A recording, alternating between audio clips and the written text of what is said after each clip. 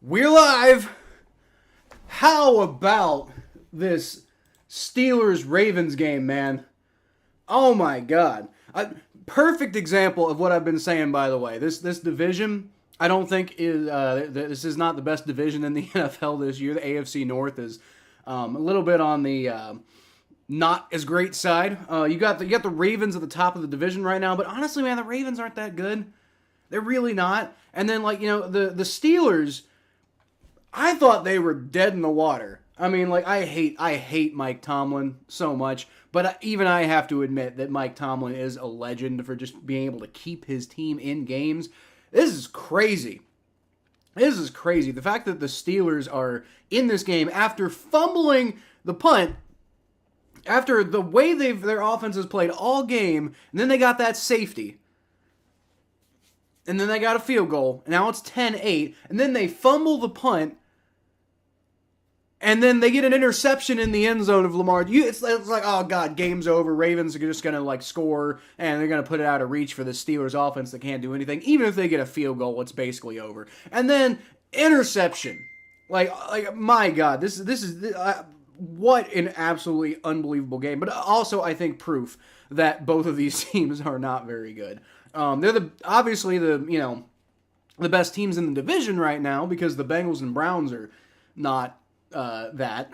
I think the Bengals can be better, but that's the thing.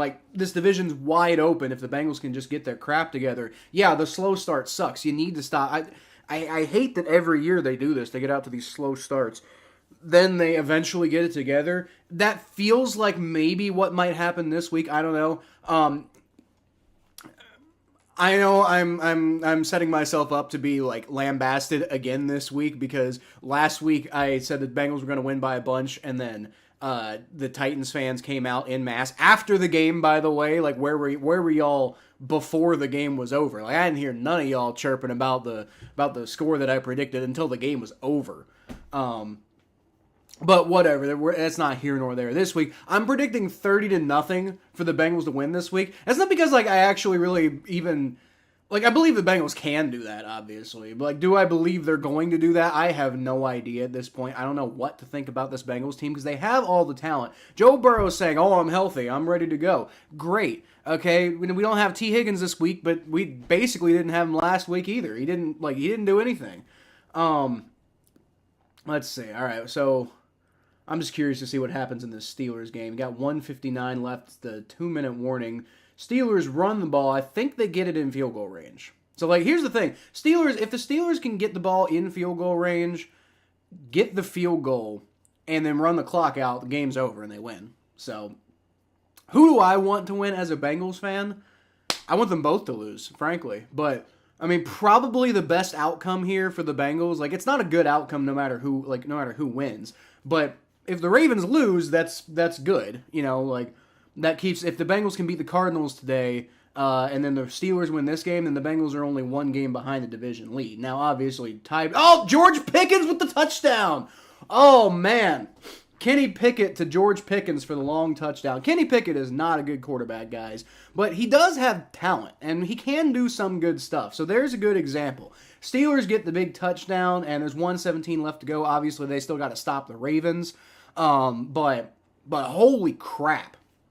Holy crap. But like I said, as that relates to the Bengals, if the Ravens lose, then the Bengals could potentially remain only one game behind the division lead with a win against the Cardinals today. Now, they got a lot more shit to get together than just we're only a little behind the division lead right now. Obviously the Bengals have a lot of work to do. But only being one game behind with the horrendous start we've had so far wouldn't be too bad of an outcome. We got one game left before the bye week. If we can somehow upset the Seahawks next week, and I say somehow, but the Bengals should be able to beat the Seahawks, right? But if they could somehow actually, fulfill their potential and beat the Seahawks next week, then suddenly you're going into the bye 3-3, and you got a very good chance of being right in there amongst the division, right? Steelers go for the 2-point conversion and don't get it, but they're up 14-10. So the Ravens in 1 minute and 17 seconds are going to have to get a touchdown, and that Steelers defense has been pretty impressive today. The Steelers' defense has not been great all year, but against the Ravens today, the Steelers' defense is coming through. So you got to give them credit for that. I don't want to. I don't want to give anybody in this game any credit. I want them all to lose. I want them all to just be disqualified immediately and just you suck, go away. But unfortunately, that's just not how football works. Somebody's got to win this game. Somebody's got to lose this game, except for a tie, which somebody in my podcast stream yesterday asked me how a tie would affect the Bengals, and I mean honestly, that wouldn't be ideal because that's like a half win for both teams. Like at the end of the day, one of these teams has got to win. One of these teams, unless there's a tie, one of these teams got to win, but one of these teams got to lose. And a loss for either of these teams is good for the Bengals. And I think I just rather the team that has more losses, or the team that has more wins already. I want that to be the team that loses. That way the Bengals don't get too far behind. Because it feels, and I know I said this last week against the Titans, but it just kind of smells like something's up with the Bengals. It smells like, Joe Burrow's cooking something up. He says he's healthy now, and we'll see. I don't know. But we still need to see results on the field. Now against the Cardinals, I don't know, they beat the Cowboys, so how bad can they really be? But, I mean, most people think that they're competing for the number one pick this year. So, I mean, I don't know. We'll really have to see. But, I mean, frankly, they're no worse than the Bengals, who are also 1-3 right now. So, really kind of hard to say. Hey, we got somebody in the chat. Let's go. Sorry, I clicked the wrong button. We got Nedya Fox. Steelers beat Ravens, I think. Well, they're not quite there yet, but it's 1st and 10 from the 25-yard line. Ravens, Lamar Jackson takes the snap, rolls back. Good protection, throws, and oh my God, that is a big catch by Zay Flowers right there. Down to the 45-yard line, gets out of bounds, 1:12 left to go. Steelers got to actually play some defense, that's the thing. And they've been doing it all game, but now this is crunch time. This is when the defense really, really matters. This is when the defense has got to step up. And if the defense doesn't step up, then how good are they really? I mean, again, I keep saying this about the Bengals this year, not to take anything away from the defense because the offense has put them in bad positions all game, but at the same time, this is where the defense really matters at the end of close games like this. All right, Lamar Jackson takes the snap, rolls back, and he fumbles! And the Steelers pick it up and recover, and it looks like TJ Watt might return it. No, not quite, but he gets it down to the 21-yard line. That might be game, folks. I think you're right now, Nedya. I think you are right now. The Steelers have this game in hand. This game is over. All right, so the Steelers are going to climb to 3-2. The Ravens are going to fall to 3-2. And if the Bengals can win today, then they're going to improve to 2-3, and then they'll only be one game behind in the division. Now, if they lose to the Cardinals, well, season's still not over if they lose to the Cardinals. They could still come back realistically, but if they lose to the Cardinals today, I'm going to start running out of things to say.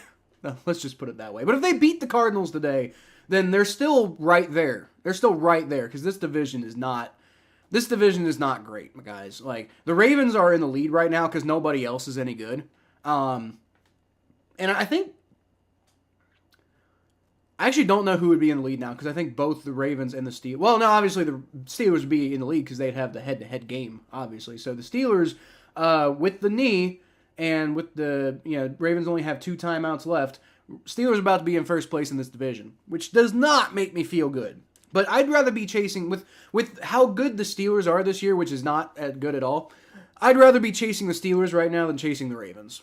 Because, I'm pretty sure the Ravens are going to collapse down the stretch like they do every year, but, I mean, I can't guarantee that. What I can guarantee is the Steelers look awful. So, I don't want to root for Pittsburgh. And I can't say I've been rooting for Pittsburgh today, but I've kind of secretly been kind of quietly here in the back okay, Steelers winning. We can work with that, we can. It's easier to work with the Steelers winning this game than it is to work with the Ravens winning this game. Because the Steelers, I don't know, Mike Tomlin. Mike Tomlin does crazy stuff every year. This is a good example. Dude, like I said, they got the punt, fumbled the punt, looked like the Ravens basically had the game in the bag, and then Lamar Jackson throws a pick, and then the Steelers march down the field and get themselves a crazy-ass touchdown, and then the defense eventually holds. With another turnover, by the way. That's part of the reason I say the Ravens aren't good, is because Lamar Jackson just has this propensity to turn the ball over at the worst possible times. He reminds me of Andy Dalton in that way. Like, and I'm not saying he's like the same as Andy Dalton, but what on earth was that? Kenny Pickett just took a knee, but he like decided to scoot like way to the left to do it. I don't understand that one. Not that it matters. It was just a weird thing to see. Not that obviously it doesn't matter. Like, they're going to win. There's a flag on the play. Good God. What's the flag? Illegal formation on the offense. Okay, well, that's annoying for them, but this game's basically over, so ultimately it's not that big of a deal, I guess. I don't think. I wish I had like headphones on my phone. I still got to figure that out, by the way. People have been trying to help me out with that. I got to find some way, because like headphones would be a really good idea, but the problem is I can't have the audio going through my computer at all, because then it shows up on the stream for some reason. My thought process is maybe I could get the game like playing on my phone and on the screen at the same time, and like try to have the audio kind of going, and then have some headphones in the whole time. But the problem is my phone doesn't have a headphone jack. So, I mean, maybe I'll get like some Bluetooth headphones or something like that, but interesting. Playing with the focus a little bit there. All right. Chris Boswell is going to come out, and this will pretty much put the game completely, well, not completely out of reach, because this will give the Steelers a 7-point lead if they convert here. And so, I mean, obviously the Ravens could still tie it. Chris Boswell kicks up, 42-yard kick. It's good. It's going to be 17-10, and Lamar Jackson is going to get the ball back with 49 seconds, which he can do it. We've seen Lamar Jackson pull off some crazy shit before. So, I mean, this game very well might not be completely over. If it does go to overtime, though, obviously we're not going to stick around. We're here for the Bengals game, but Bengals game hasn't started yet, so right now we here.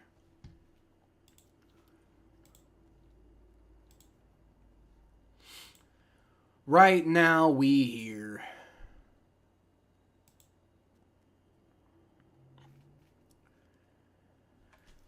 I'll tell you what, if we lose to Josh Dobbs,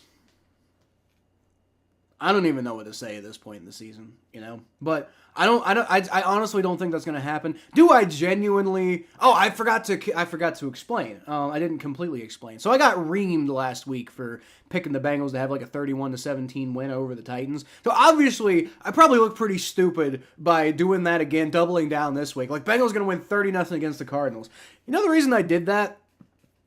I predicted 30-0 Bengals because I had no idea what to pick. Like I think the Bengals are probably going to win, but I just don't even fucking know anymore with this team. Like, the Bengals should win, but, I mean, who knows? And so, like, once I'm at that point, I have no idea what score to predict. Like, I mean, it's probably going to be something stupid, like 17-10 or something like that. I don't know. I mean, shit, I'm not even entirely sure the Bengals are going to win. That's the thing. But what I did do was I played a game of Madden this morning, and I beat the Cardinals 30-0. So that's the reasoning behind the prediction today. Is that's what I did in Madden. Now I'm not playing on rookie mode either. So that's what happened. And I did sit T. Higgins for the game too, which he will be out today. T. Higgins and Cheeto Awuzie, I believe, is going to be out today. But actually, let me probably bring up the Bengals, Cardinals inactives. See what's going on in this game. Lamar Jackson misses a man on the side, so it's going to be 2nd and 10 with 43 seconds left to go. Okay, Bengals, Cardinals inactives. We'll pull that up here and talk about it after this next play. Lamar Jackson shotgun snap from the 25-yard line, has some pressure, and there's going to be a flag, probably holding. And Lamar Jackson is going to rush for the first down, but I think there's going to be holding that's going to call this back. So that's Ravens going in the wrong direction. All right, Akeem Davis-Gaither is out today. I was correct, by the way. It's holding on the Ravens. So Akeem Davis-Gaither out today, not good. T. Higgins, Cheeto Awuzie. So Bengals not exactly the healthiest right now. Akeem Davis-Gaither obviously not a starting linebacker, but he is like the first guy off the bench, and he's probably good enough to be a starter in his own right. So not having him was unfortunate. T. Higgins, I wouldn't be as worried about not having T. Higgins if Charlie Jones wasn't also on IR. So I mean, hopefully Yoshi can play well in his stead, but you just don't know. And then there's Trey Hill, Josh Tupou, Deontay Smith, like the typical guys. They're typically on the inactives list every week. Lamar Jackson shotgun snap, plenty of protection, throws short to Mark Andrews. He is going to get out of bounds finally. That was kind of a dangerous way to do that. Picks up about 12 yards, so it's going to be third and about 8, which actually is better than what it was going to be. So I guess the holding call ended up working slightly in Baltimore's favor somehow. And then Cardinals. What are the Cardinals inactives? I do not see any Cardinals inactives on this.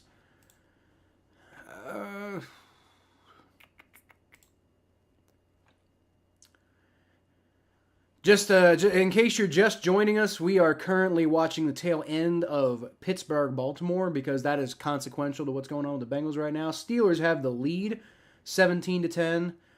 Boo! Big! Nope, it's dropped. That was a big catch. That was a big catch for Devin Duvernay from Lamar Jackson for about 30 yards, but he dropped it. Oh, man, that might be the nail in the coffin. I mean, it's not really the nail in the coffin, but he had it right in his hands, and Patrick Peterson just came in and knocked that ball out of there. Man, that's a killer. I mean, they got one more down. It's 4th and 7, so I mean they could get it here. But other than that's just tough. Oh man, Cardinals are missing Jonathan Ledbetter, Keontae Ingram, Quantrez Knight, Carter O'Donnell, and Elijah Higgins, as the Ravens try to, I think, run the ball, and Steelers stop them on 4th down. So this game is over. Steelers going to win this game. All right. Well, so the Ravens are going to fall to 3-2. Oh, there's a flag on the play. Hold up. What's the flag? Okay, if my stream gets taken down, I'm sorry, but I really want to find out what this Baltimore Ravens, yeah, he does it against everyone. But the Ravens' intensity, off the charts. After the play was over, unsportsmanlike conduct, number 90 of the defense. Oh, TJ Watt got called for taunting. First down, Pittsburgh. TJ Watt got called for taunting, but it ultimately doesn't really matter because the Steelers still get possession. It's not like the possession goes right back to the Ravens. Steelers going to end up with worse field position, but there's 15 seconds left, and the Ravens are out of timeout, so it doesn't really matter. I hate taunting. But if you're going to call taunting, then, I mean, call it on a play like that where, nobody cares. I'm not going to, I don't know. I think we should stop with this whole taunting as a penalty nonsense in the first place. So, I don't even like calling it on inconsequential plays like that, right? But, I mean, I guess if you're going to call it at all, call it on a play like that because when it interferes with football games, that's a problem. Nobody likes seeing that. Okay, so Jonathan Ledbetter, Keontae Ingram, Quantrez Knight, Carter O'Donnell, and Elijah Higgins are all out for the Cardinals. Also, Garrett Williams, Dennis Daly, Josh Woods, and Will Hernandez. Okay, Will Hernandez might actually be something that kind of matters. All right, so what am I looking at? Cardinals depth chart. All right, so we're gonna get going to the Bengals game, which starts in 2 minutes, by the way. But I really wanted to cover the end of that game because that game was kind of crazy. But let's see. Okay, so it looks like Elijah Wilkinson was not... Oh, no, it was Elijah Higgins, not Wilkinson. Okay. Will Hernandez is the starter. Other than that, Jonathan Ledbetter is a starting defensive end for them, so that could be impactful. Josh Woods, starting linebacker. And other than that... So, yeah, I mean, a couple players are out, but I mean, I don't think anybody there's terribly consequential. Maybe Will Hernandez being out at right guard would matter, but I mean, we already knew he was out. So, all right, but we're going to go ahead and pull this game up, and we're going to get going with this one, y'all. So, once again, I predicted 30-0 purely because I played a Madden game before this. I had no idea what to predict because, like, I think the Bengals are going to win, but I was 100% sure they were going to win last week, and they didn't. So I don't even know what to predict anymore. I picked 30-0 because that's what I did in Madden, and that's literally it. So, I mean, if I take a bunch of heat, just know that's not a genuine prediction. That was just I had to put something, you know. But yeah, not to call the Titans fans out too much because, like, I mean, at the end of the day, he gave me some views, so I mean, I'm not too mad at you. But I'm just like, from your perspective, like, wouldn't I don't know. I didn't hear a whole lot of support about Titans before the game, but afterwards, like, no, you're disrespect us. Well, I think y'all disrespect yourselves by. I don't think Titans fans believe in the Titans going into that game. That's the thing. All right, but yeah, if you're watching, let me know your predictions, and we will see who's right and who's wrong. I'm probably wrong. There's no way the Bengals are going to score. No way it's going to be 30-0, right? But I had to put something. And I have no idea how to, like, interpret this Bengals team right now, because they should be good. I think everybody agrees that this is the weirdest thing in the world that the Bengals are this bad right now. But they are, so, and I just don't know how to interpret that right now. You know, if they stay bad, then I guess we'll figure that out. But in week 5, especially the way the Bengals normally are, you just never know. Kick is away. It's going through the end zone. Bengals are wearing their white uniforms with black pants today. Might be my least favorite combination they have. I'm not sure. I think it looks kind of weird. But you know, it's also kind of a bit of a classic look, stretching back to, you know, old school uniforms and stuff like that. So I mean, I get it. I don't hate the uniforms. I just out of all the possible combinations, I think that one's the least enjoyable. But you know, either way, it's just uniforms. It doesn't really matter, I guess. All right, Josh Dobbs out in the game. Cardinals got the ball first. They are in the I formation with some motion to the left, and Dobbs hands the ball off. And, oh man, about a 5-yard pickup. Probably ought to pull up their rosters, right?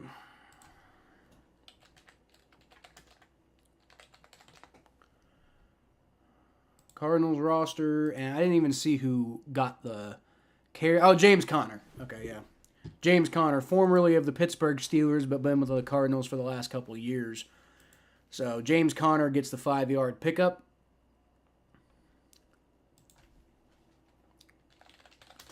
All right, and they're in the single back formation now. Josh Dobbs takes the snap, fakes the handoff this time, and nice pressure there. Nice! Great pressure there by Dax Hill. Makes Josh Dobbs kind of think twice about it, and the rest of the team eventually gets there to pull him down for like a 10-yard loss. That's the kind of defense you want to see today, y'all. That's the kind of defense we missed against the Titans, because they were making Ryan Tannehill look like Tom fucking Brady. So, all right, guys. All right, that's what you want to see out of the defense right away. That's what you love to see. That is exactly what you love to see. All right, my stream just froze, so apologies if a play happens and I don't get to it. Yeah, that's where we're at right now. But hey, I'm here. My stream is active and my microphone's working. So, nice play on 3rd and 13. The Bengals break up a pass intended, I believe, for Rondale Moore, and so that's gonna force 3 and out. Great pressure there by Trey Hendrickson to, I think, make Josh Dobbs hurry that a little bit, and just ended up being inaccurate. Works out all day long. All right, let me just make sure my stream is active. Well, I mean, the video's going. Okay, yep, and there's my audio. So we're definitely in right now.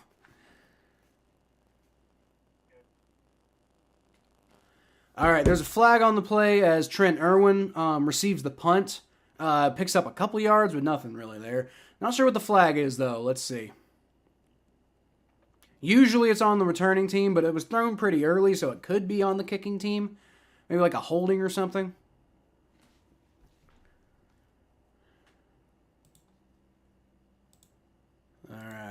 Hey, we got a couple more people in the chat. Let's go. Mikey, did someone call for a Saints butt whooping? Dude, I saw that earlier. I was thinking about you immediately. Y'all took the Patriots to town. Oh, so it is on the Cardinals, actually. I believe it was a false start, maybe an illegal formation. He did this, but they're not redoing the play, so I don't think it's a false start. Either way, Bengals going to come out, and that's going to help their field position. All right, Joe Burrow says he's healthy. We'll see. But honestly, I thought Joe Burrow looked fine, like health-wise, against the Titans. I think on the broadcast they were saying having trouble planting. I didn't see that myself. Joe Burrow throws, caught, nice. Trent Irwin, get him involved early, especially without T. Higgins. That's going to be a 9-yard pickup. That's the way you want to start the game, y'all. Fix the title. Oh, did I not change the title? God damn it. Thank you, Mikey. I gotta go find the fucking thing now. All right, shotgun for... Oh, yep, that's right. I made it Tennessee Titans. All right. I changed the description and not the title. Joe Burrow throws, caught by a wide-open Jamar Chase. Let's go.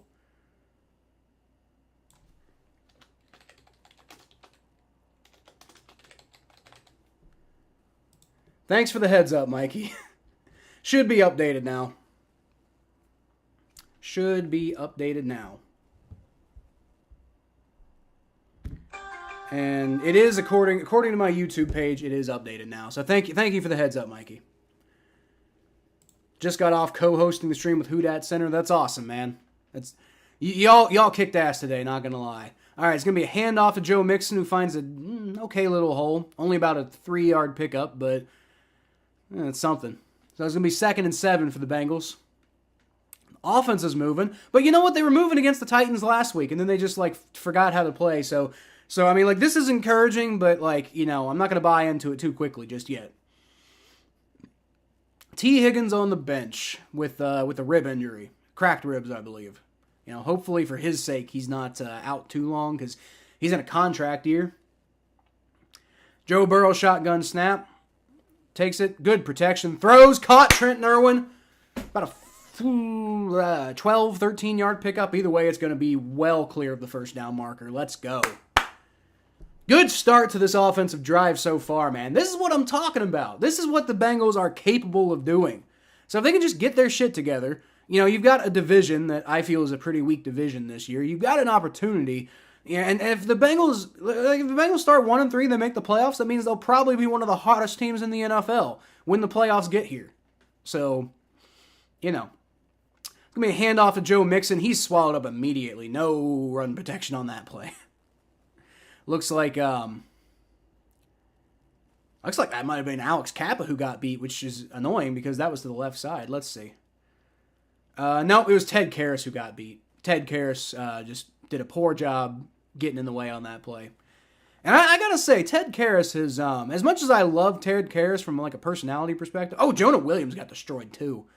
Oh God, come on. As much as I love Ted Karras from a personality perspective, he's just he's not the best. He's definitely not the Bengals' best blocker. Let's put it that way. All right, nice seam route down the middle to Jamar Chase, and that's enough for another first down. Bengals are moving the ball right now, folks.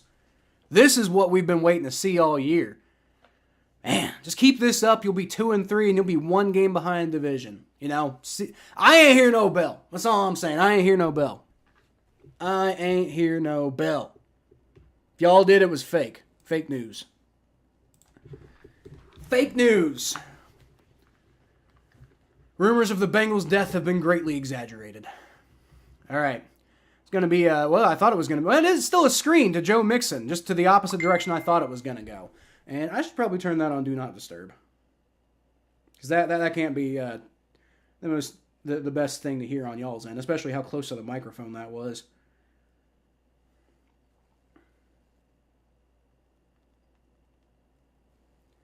My buddy Josh just said, "What the fuck is happening?" I'm with the Bengals. The team they always were is finally showing up.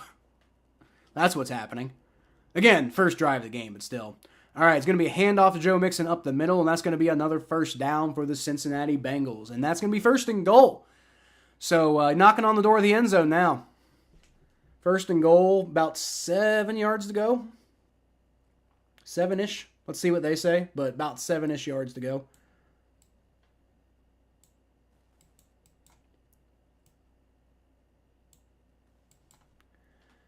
All right. Joe Burrow from the shotgun formation. Motions Trent Irwin in a little bit. Joe Mixon takes the handoff, and he picks up about 1.5 yards. Cardinals do a good job stopping that one, but, got 2 more plays. Maybe 3, depending on... I could honestly see Zach Taylor going for it on 4th down right now, just because the offense has had so much trouble getting it going this year. And after they, didn't go for it against the Titans and then didn't do anything else the whole rest of the game, I can almost see Zach Taylor going for it here just because, you've got some momentum and you want to capitalize on it. But hopefully they don't get to 4th down. Hopefully it's a touchdown on this play. 2nd and goal from the 5-yard line. Joe Burrow takes the snap. Good protection. Rolls back. Caught by Joe Mixon. And he gets to the outside but can't quite get away from the tackler. Picks up about 1 yard, maybe 1.5 yards. It's going to be 3rd and goal. About 4 yards to go. 3.5 depending on where they spot it. So, yeah. Come on, let's get in the end zone, Bengals. My dad brought up a good point. That was a really nice block by Andre Yoshivas on that Mixon run. Gotta love that. Bengals deferred on the toss, by the way. So that's good to see they're going back to a strategy that worked so well for them in 21. Shotgun snap, Joe Burrow rolls back, gets out of pressure. He throws, and it's caught! Touchdown! Let's go, Jamar Chase! Woo! Nice throw, nice recognition of Jamar Chase open in the back of the end zone there. Gets out of pressure. Wasn't the best pass blocking of all time, but Joe Burrow gets the job done. It is 6-0 Bengals. Let's go. And of course I'm going to be on top of it this time because the Bengals got a touchdown. All right, 6-0 barring the extra point. Let's go. Jamar Chase does a great job of getting open there. I believe that was Isaiah Wilson, former first-round pick, who he made look a little silly back there. Gotta love it. Gotta love it. Oh, that's nice to see. Money Max got the point after up. It's 7-0 Bengals. Great, fantastic start to the game. Now again, it's the fucking Cardinals. Like, let's set the honesty right now. Like beating up on what might be the worst team in the league this year. Let's just be honest about what that is. But at the same time, like, I'm just happy. I'm just happy to see a fucking touchdown, man. CT says, "Who day?" Let's go. Let's go, CT. Who day indeed. If we don't win this, kiss the playoffs goodbye is the most important game of the season so far. I don't agree with that at all. Now, kiss the playoffs goodbye. I'm not necessarily going to argue with you that the Bengals are going to be in a very bad position to potentially make the playoffs if they don't win this game. So I'll agree with you on that one. But as far as being the most important game of the season so far, I completely disagree. Like, it feels that way because we're in the position we're in. But, I mean, if we had beaten any of those other teams, we wouldn't be in this position. So that's why I don't think it's as important. Like, it's very important to win this game. But until they start winning a bunch of games, every game's going to be super massively important like that. There's only 17 games in a year. But, like, I mean, I think that Ravens game was probably the most important game of the year because coming off of that loss to the Browns, you want to win that game and you want to, avoid the 0-2 start in the division and 0-2 start on the year. Obviously, they didn't. So it doesn't feel as important because right now we're talking about ways to potentially still overcome and win the division. But so far, I think that Ravens game was probably the most important game of the year because you got to win that game. And if you don't, you're setting yourself up for a tough year, which now we have. So now things are tough because you lost to the Ravens. AFC is too competitive for a 1-4 start. Yeah, no, that's true. It might be too competitive for a 1-3 start, honestly. But, I mean, at the same time, this Bengals team, I predicted at the beginning of the season that they could go 13-4 this. They could go 14-3 this year. I said that. And the reason is because they have the ability to do that. So if the Bengals can get their shit together, they can and will beat anybody. they could still end up 14-3, frankly, if they get their shit together, because that team that we saw through the first 4 weeks, even against the Rams, the team that we saw through the first 4 weeks, I don't think represented exactly who these Bengals are. So, I mean, it sucks, and, I'm not saying they will win 14 games this year, but I'm saying if they get their shit together, then there's nobody that definitely will stop them, So, I think it'll be okay. Joe Burrow's got a little bit of a compression sleeve on his calf. That's annoying because he said he was healthy. But he looks just fine to me. That's all I'm saying. Thought we had Drew Brees again. Well, dude, Derek Carr's a good quarterback. I'm so confused. Is Carmichael good now? Who? Who's Carmichael? Like somebody on the Cardinals? Somebody on the Saints. I kept up with the game, but I didn't really super keep up with the game. So that's a Saints guy. I don't know. He might be. Let's see. I had the rosters up. Go.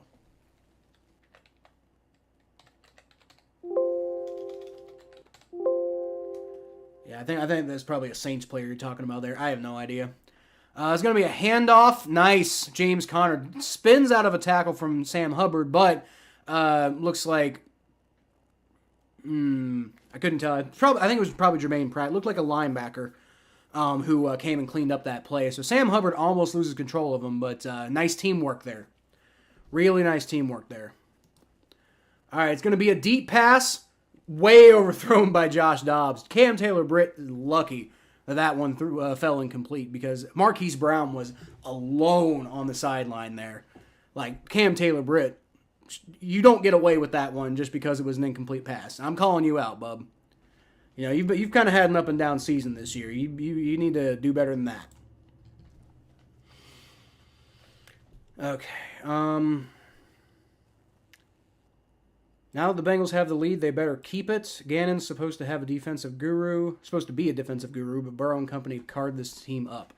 Looking good so far. Shotgun snap for Josh Dobbs, throws short, and it is swallowed up by DJ Turner. Rondale Moore maybe picks up a yard or two, and that's going to be another 4th down. Bengals going to get off the field again on defense.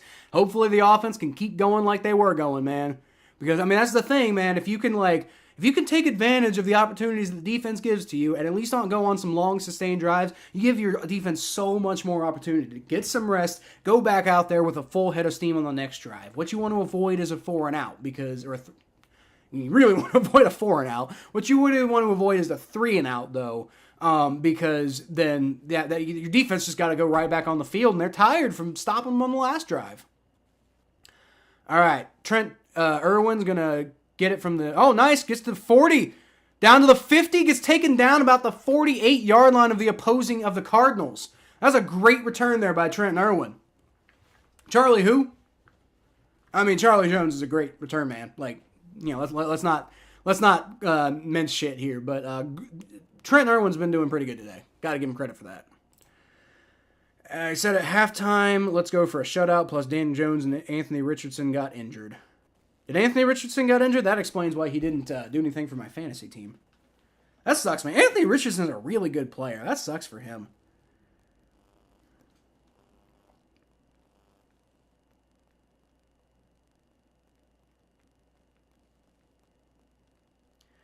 Who was it the Bengals, a couple years ago, they were, having a rough start to the season, and then they played somebody and just beat the ever-loving snot out of them. And they were a bad team, but they kicked their asses, and then, that kind of signaled, hey, the Bengals are here. We're turning things around. It was either last year or the year before. So it was either the Super Bowl run or the championship run. Let's see. They beat the snot out of somebody, and it wasn't a good team, but I got really excited about it because I'm like, this shows who this team can be. And everybody was like, it's the blah, blah, blah, whoever it was. You can't take it seriously. But the thing is, it doesn't matter who the Bengals are playing. They're capable of doing this every single week. The fact that they haven't been so far has been a bit of an anomaly. Okay, so Well, they beat the Steelers 41-10. That was a great game. I remember that. But no, okay, so it must have been last year. That wasn't the 21 season. Yeah, because last year they got off to a pretty rough start, so that might have something to do with it. Oh,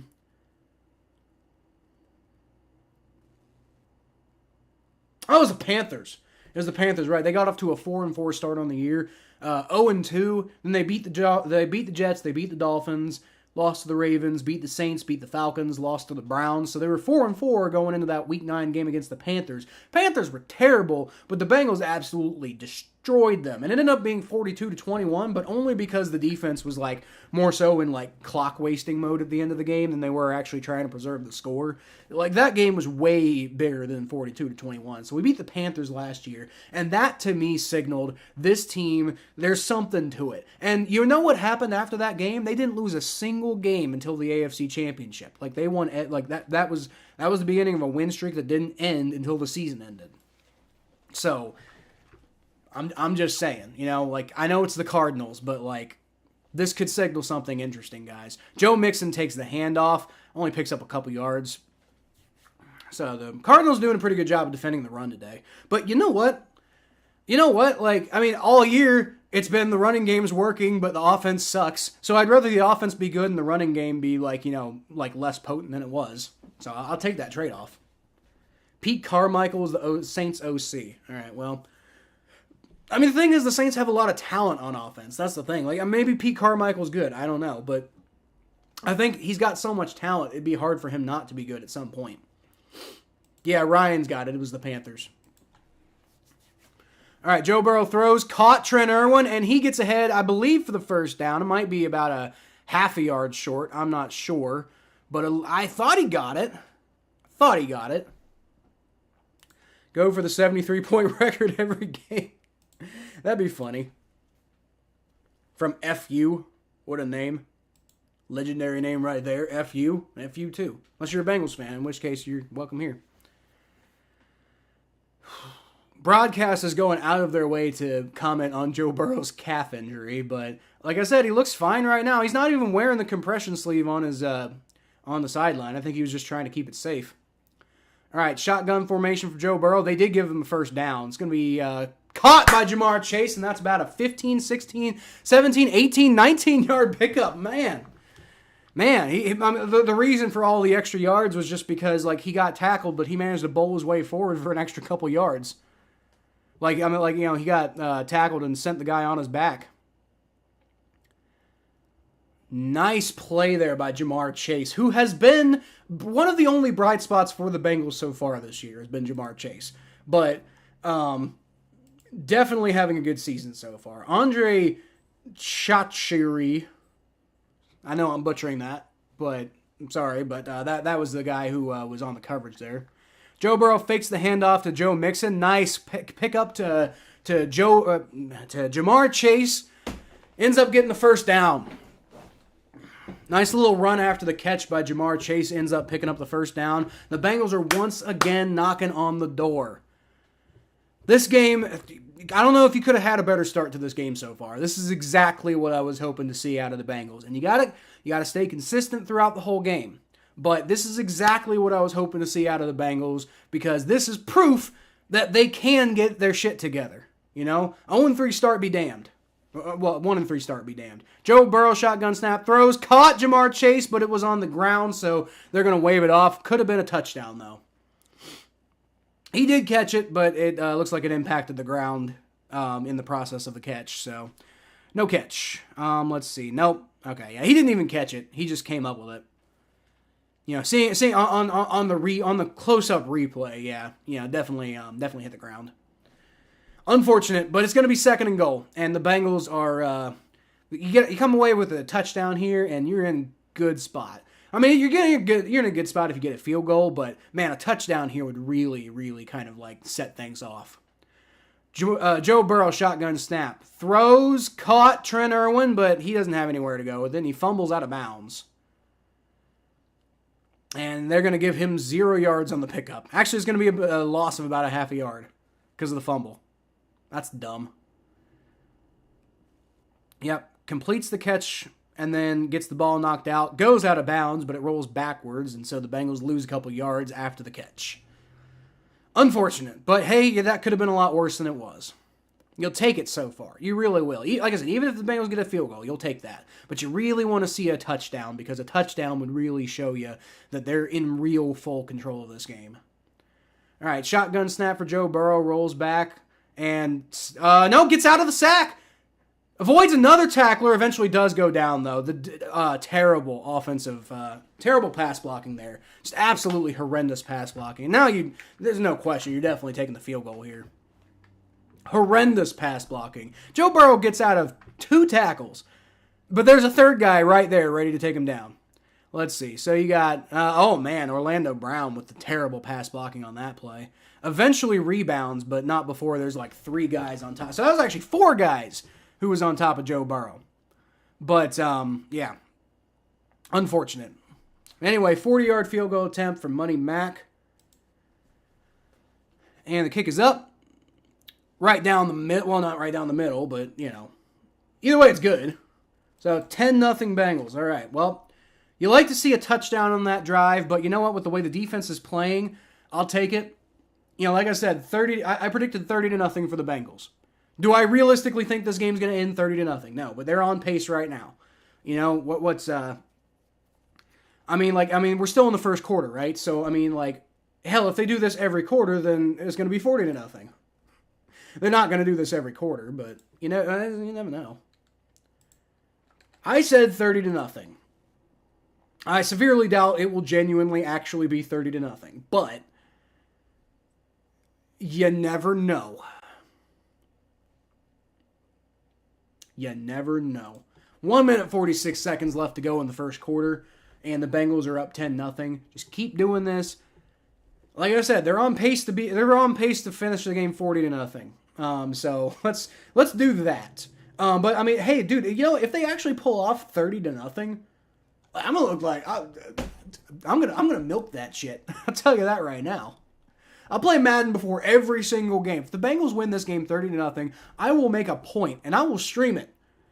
Where I'll be, I will stream if the Bengals win this game 30-0, I will promise that I will stream an exhibition game every single week before the Bengals game, of whoever they're playing that week in Madden. And I'll try to make the rosters, it's something I've considered doing anyway, but I don't necessarily know if I'd really have the time to do it. But I'll tell you what, if they actually win 30-0 today, I will make that commitment.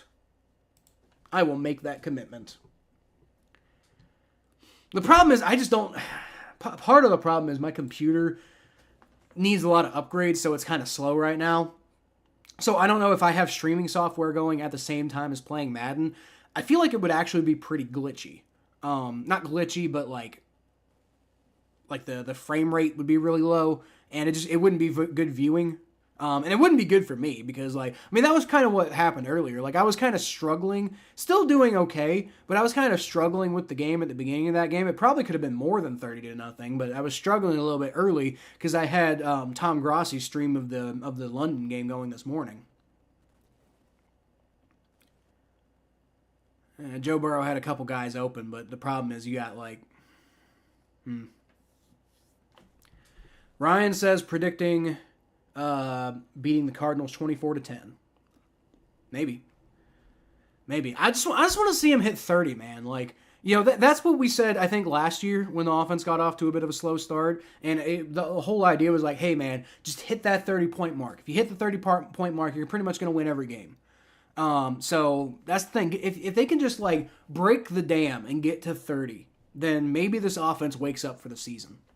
That's what I really want to see. Cincy native and fan, let's go, F-U. F-U. F-U too. But not if you're a Bengals fan. Definitely not if you're a Bengals fan. Welcome in if you're a Bengals fan. And even if you're not a Bengals fan, I don't care if you're a fucking Steelers fan. If you're watching my show, you're alright in my book. Varying levels of alright, because if you're a Steelers fan, obviously, we're going to have some beef, but, you're still welcome in my stream. All right, single back formation. It's going to be a fake handoff from Josh Dobbs, and he's going to scramble to the right, and Sam Hubbard's going to bite a little bit on that, and he's going to let his guy go to just get completely open. I believe that was Trey McBride who's going to pick up the first down, so that's not good. All right, well, it's no longer going to be a 3-and-out on this drive, so it's already the best Cardinals offensive drive of the game after one play. All right, come on, defense. Come on. Shake it off. Stop him here. All right, once again, single back formation. He's going to actually hand the ball off this time. And nice job by Jermaine Pratt to get James Conner at the line. He falls forward for about a 1-yard pickup, but that's a great play. Great way to stop the run right there. James Conner goes nowhere with that one. It looks like most of the Bengals offense, or most of the Bengals defense actually bit on that play, but Jermaine Pratt got off his block really nicely and swallowed that up. Looks like Logan Wilson's actually the one who finishes off that tackle, but Jermaine Pratt's the one who basically made that play happen. And I'm actually kind of wrong. That was actually number 97. Who actually was the first one to get to that actual tackle. Mike Hilton and Zach Carter bring down, not James, oh, that was Elijah Moore. Not Elijah Moore. DJ Moore. Why did I say Elijah Moore? DJ Moore brought down, or no, is that Elijah? It is Elijah Moore, yeah. Wait. I don't even, number 4, Rondale Moore. Good God. There's too many Moores in the fucking NFL, man. Too many Moores who play wide receiver, in particular. Elijah Moore, DJ Moore, Rondale Moore, like, there's just more of them. All right, well, that's still a pretty decent, pretty okay play. You know, only picks up about 4 yards.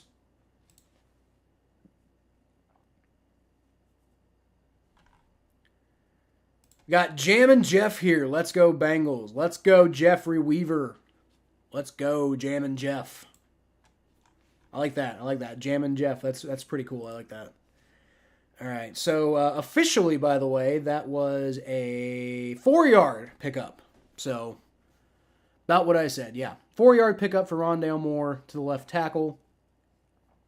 And so, it is going to be 3rd and 5, I believe. See if the defense can get off the drive, or get off the field. Now that the first quarter's over and we're on a commercial break. So let me go ahead and switch that to quarter 2. Hey, I may not have, Mikey may have needed to tell me to change the name of the stream, but I'm going to keep up with the scoreboard today, guys. That is my commitment to y'all. Excellence at its highest degree, which is doing my job at the most basic level. But you know what? We're here either way. Let's get some more light. Oh, shit. And there goes my game controller. Let's get some more light in this room. Have a little bit of a brighter outlook. Maybe that worked at the beginning of the game because you went into this game like not knowing what the fuck kind of Bengals team is going to show up today. Right now, they look like they're doing pretty well. Got a chance to get the ball back after another solid defensive drive so far, but they've got to finish it off on 3rd and 5. Now, again, they're doing it against the Cardinals, so it's not like, you know, not like this is some, like, big, you know, like, oh, we're killing the Chiefs like this. You know, I know it's the Cardinals, but, like, we got to beat somebody first. You know, I know we beat the Rams, but we got to beat somebody before we can say that, like, we're back, you know. We got to do it to somebody. Like, with the Rams, that wasn't even a good game. Like, they won, but they won because, like, the Rams sucked too. You know, like nobody deserved to win that game, but somebody had to.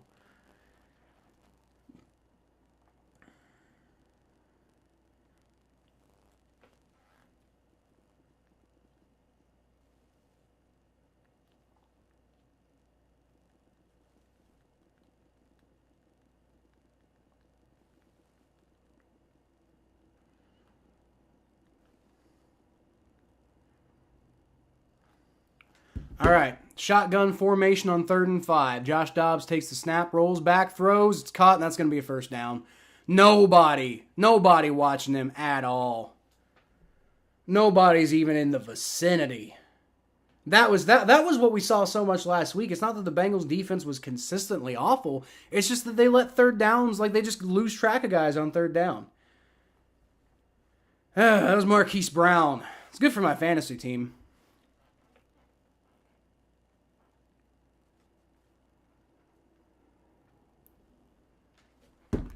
All right, well, now they got the ball at the 39-yard line. They're about in field goal range now. And nice run blocking. Been doing pretty good against the run today. Maybe picks up about 2 yards after all said and done. Terrible run blocking there by Trey McBride. Gets pushed back pretty strongly. Ooh, Trey Hendrickson came up a little gimpy on that last passing play. That's not good. He's on the sideline now, too. We really need him, man. 2nd and 8. Trey McBride's going to motion to the left side. Josh Dobbs going to call for the snap. Rolls back, throws, caught. First down. Oh, boy. We really need Trey Hendrickson in this game, man. That was Jeff Swaim on the catch. And just like nobody's covering him. Just wide open in the middle of the field. No coverage at all. Like, where was the closest defender even on that play? You had Logan Wilson out there, but he went the opposite direction on the coverage. And he made the tackle eventually, but man. All right, James Conner's going to get the handoff, and he is nice. Great run coverage today, man. Maybe picks up about 2 yards. And maybe. About 1.5 yards, really. All right, and that looks like that was DJ Turner, who's having a good game today. DJ Turner on the tackle. They're doing a good job of stopping the run. They're calling that a 1-yard pickup, by the way, so it's going to be 2nd and 9. Patriots lost to the Saints, the joke of the South. I don't know about that. I think the Panthers are the joke of the South. All right. Josh Dobbs takes a shotgun snap. Great pressure, and he is eventually brought down by DJ Reader, but Josh Dobbs does get rid of the ball, so it does not count as a sack, but it functions as a stopped play at the very least. Trey Hendrickson back on the field. That's good to see. And I think that might have been him who actually ended up getting his hands on him. Let's see. Yep, Trey Hendrickson was not able to complete it, but did get his hands, was the first to get to Josh Dobbs, and he lost track of Josh Dobbs at the end, but DJ Reader got there and managed to blow the play up. Josh Dobbs got rid of the ball, so it's not a sack, but it's just as good as a sack almost. Like, it's 3rd and 9 now. As it would have been a short sack anyway. Josh Dobbs throws, deep, caught, touchdown. Oh my God, Jalen Davis, who I'm not even entirely sure what they're doing covering Marquise Brown with Jalen Davis in the first place, but Marquise Brown gets loose. That's just, man. Well, there's the defense we've been watching for the last couple of weeks. All right, well, Cardinals on the board. Once again, I have no idea why Jalen Davis is covering Marquise Brown. Like, what an awful matchup. Like, why on earth would you put him there? Like, put Mike Hilton in there, man. Like, why is Jalen Davis covering Marquise Brown? Man. Kick is up. It's good. It's 10-7. Bengals still in the lead, but, you know, less comfortable now. It is less comfortable now. Offense has been doing well, though, so hopefully the offense can keep it up. Hopefully the offense can keep it up. But, man, defense just... The defense can be really, really good, but they're inconsistent. And the inconsistency creates problems. At least it was a long drive, to be fair. You know, the Cardinals really kind of had to, like, put everything they had on the line to get a touchdown there.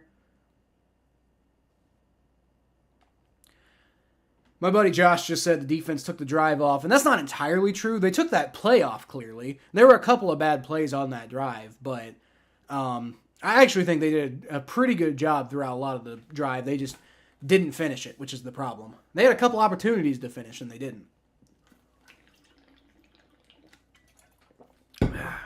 Annoying.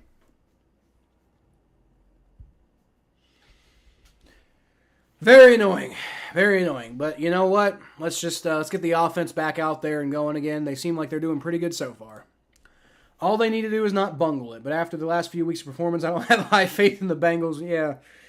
Yeah, that's the thing, man. Like, I mean, I believe in the Bengals, but like I've definitely got that thing in the back of my mind already. Like, oh God, is this where it starts?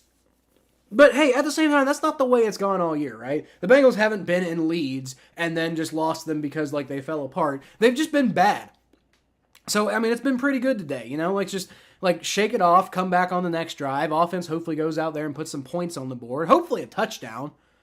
It was like, I mean, a field goal, like, it's not the end of the world if you finish this next drive with a field goal, because I mean, you still got a lead. But at the same time, if you give the Cardinals a chance to build some momentum, if you only come away with a field goal on this drive, and God forbid if you have to punt, or I'm not even going to say that other one.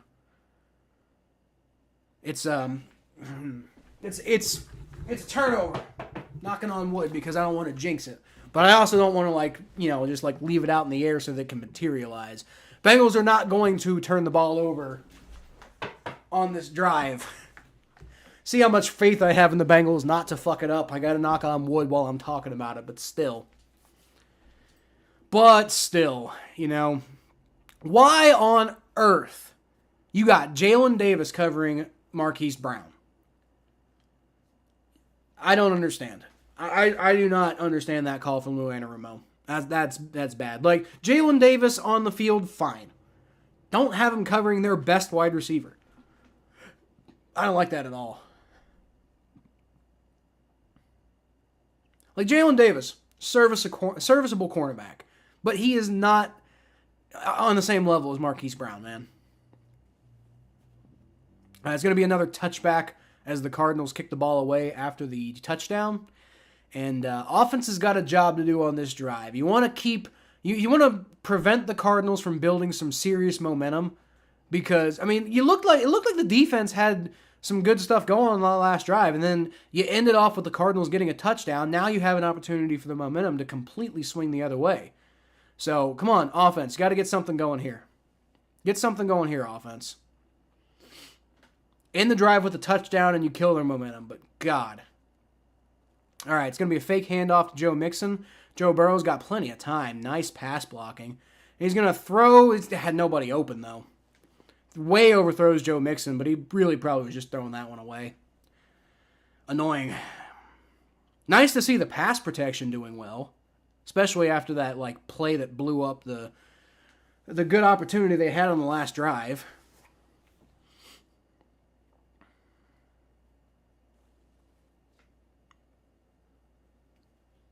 All right. Going to be shotgun formation once again. Irv Smith motioning out to the left side. Joe Burrow takes the snap, and he hands the ball off this time. Not sure about that call. About a 4-yard pickup, though. Not terrible, but it is 2nd and 10, so that's a weird call. But whatever. Joe Mixon picks up about 4 yards on the play. It's going to be 3rd and 6, but now you got to throw it, because I mean, you can't reasonably expect Joe Mixon to get 6 yards on this next carry. I mean, he could, totally could, but you're more likely than not to get 4 yards or less on this next play. So you got to throw it now. That's the thing. You put yourself in this position by having that rotten first play. All right, 3rd and 6. Joe Burrow, shotgun snap. Not yet. Good thing I'm not on the field. He's actually calling for an audible. Takes the snap now. Rolls back, has immediate pressure, and he gets sacked. Oh, God. Defense has got a job to do on this next drive, man. What happened there? Was that just a free rusher?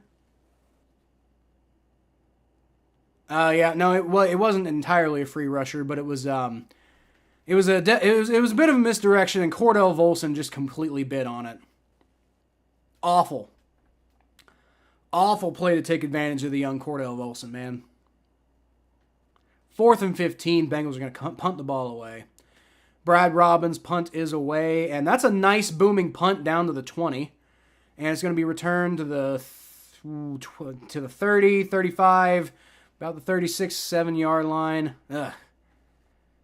A good punt by Brad Robbins, but not good coverage.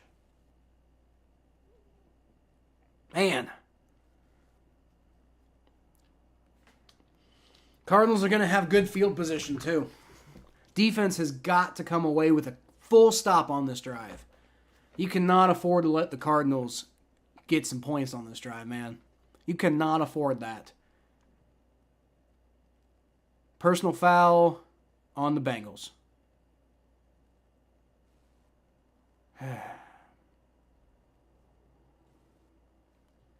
Personal foul on Devin Harper. The guy we just picked up. The guy who we picked up because we had to, what happened? Oh, he just hit a guy at the end of the fucking play. You can't do that. You definitely can't do that if you're Devin Harper, because you get cut over that, man. Your guy at the very tail end of the roster, they're gonna have the ball at like the 50 fucking yard line now. Defense has really got to come through on this next play, man. On this next drive, defense has got to come up with something. Like, man, a turnover would be really, really useful here. But I mean, you're risking some serious fucking problems if you let the Cardinals score on this drive.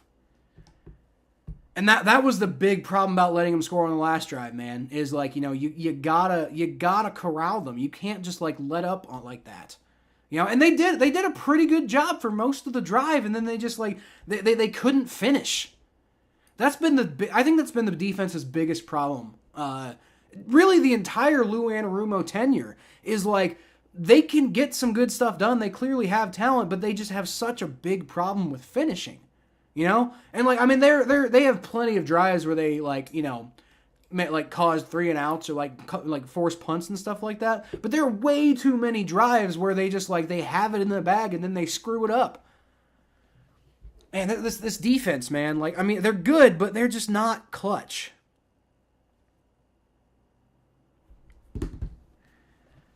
Terrible.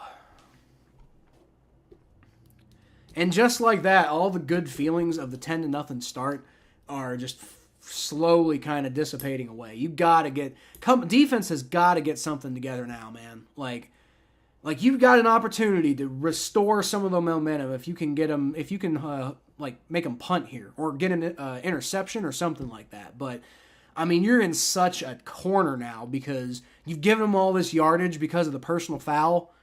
I wouldn't be shocked if Devin Harper gets cut over that, honestly, because I know that's harsh because he just got to the team, but you're like a bottom of the barrel type of player right now as far as like the hierarchy of the roster goes, and you pull something like that, which is a critical turning point of the game. Man, you just can't do that. Especially right now, man. Especially right now. You cannot do that in that situation. Cardinals going to start with the ball from the 49-yard line of the Bengals. Going to be a fake handoff to James Conner. Good pressure. Forces an overthrow from Josh Dobbs. That's what you need to see from the defense. But now you got to do it 2 more times. And they can. They absolutely can do it 2 more times, but you got to actually do it.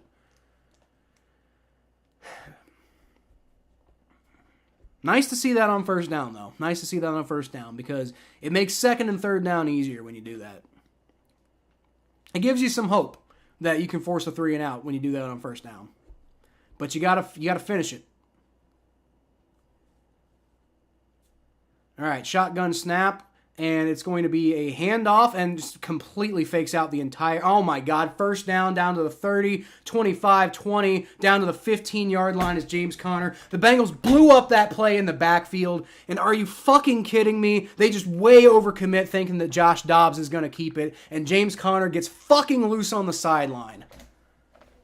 You got to be absolutely fucking kidding me. Cam Sample just completely misses, completely whiffs on that, overcommits to Josh Dobbs, and lets James Conner get loose for like a 25-yard pickup. Are you fucking kidding me, man? Are you absolutely out of your fucking mind? Just a total unbelievable, inexcusable by Cam Sample. Josh Dobbs rolls back, caught. Jeff Swaim gets another first fucking down. This is the fucking defense, folks. This is what we got. This is the defense that we're putting out for the 2023 Cincinnati Bengals. They go out there, they do a couple of good things, and then they play like this the whole rest of the fucking game.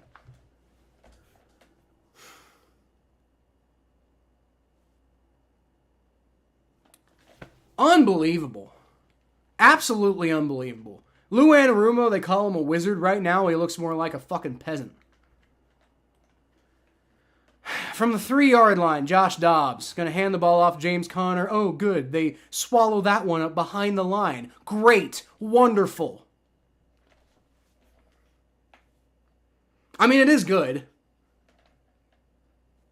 But you let them get down to this point in the fucking... I mean, like, worst case scenario for the Cardinals, barring a turnover. Worst case scenario right now, they get a field goal. Again, barring a turnover, but still.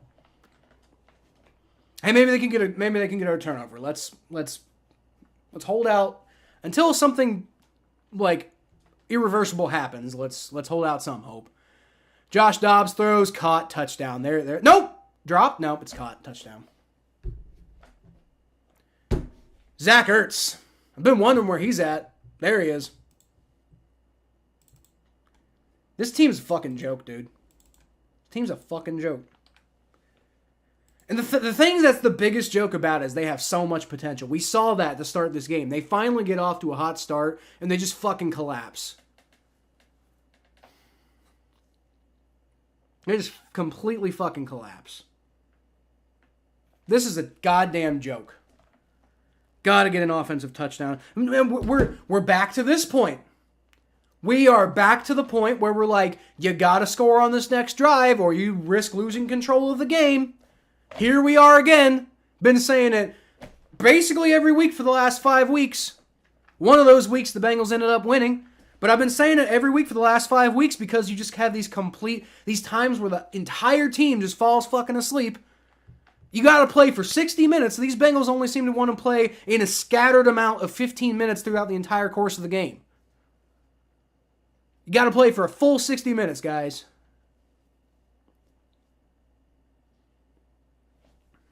Cincinnati Bengals football right here, folks.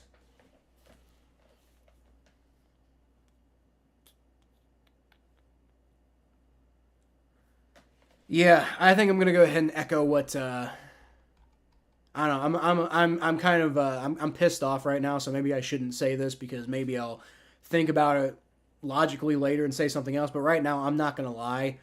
Who was it earlier that was saying got to win or the season's over? Somebody said that earlier. I can't find it right now.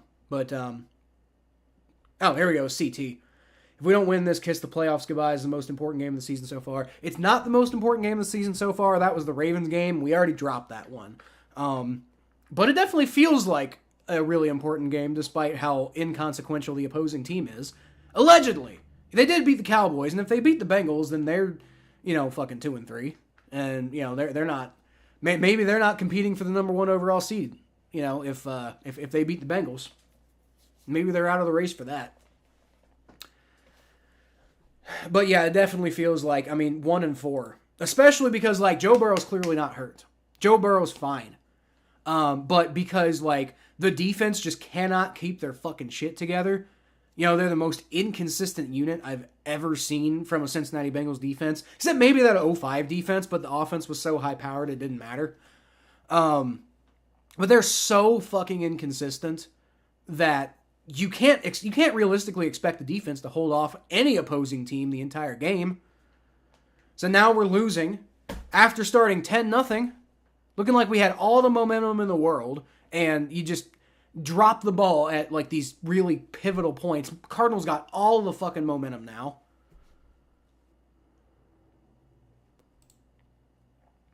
Ridiculous. So the Bengals, no need to comment. Yep. You've already had enough comments from me. I've already given you enough comments, man.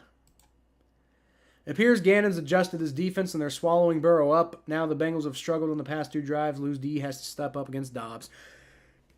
They really do, man. And here's the thing. It's still the second quarter. The game, we're down by less than a score. The game's not over. But my God, this is just the script every single week.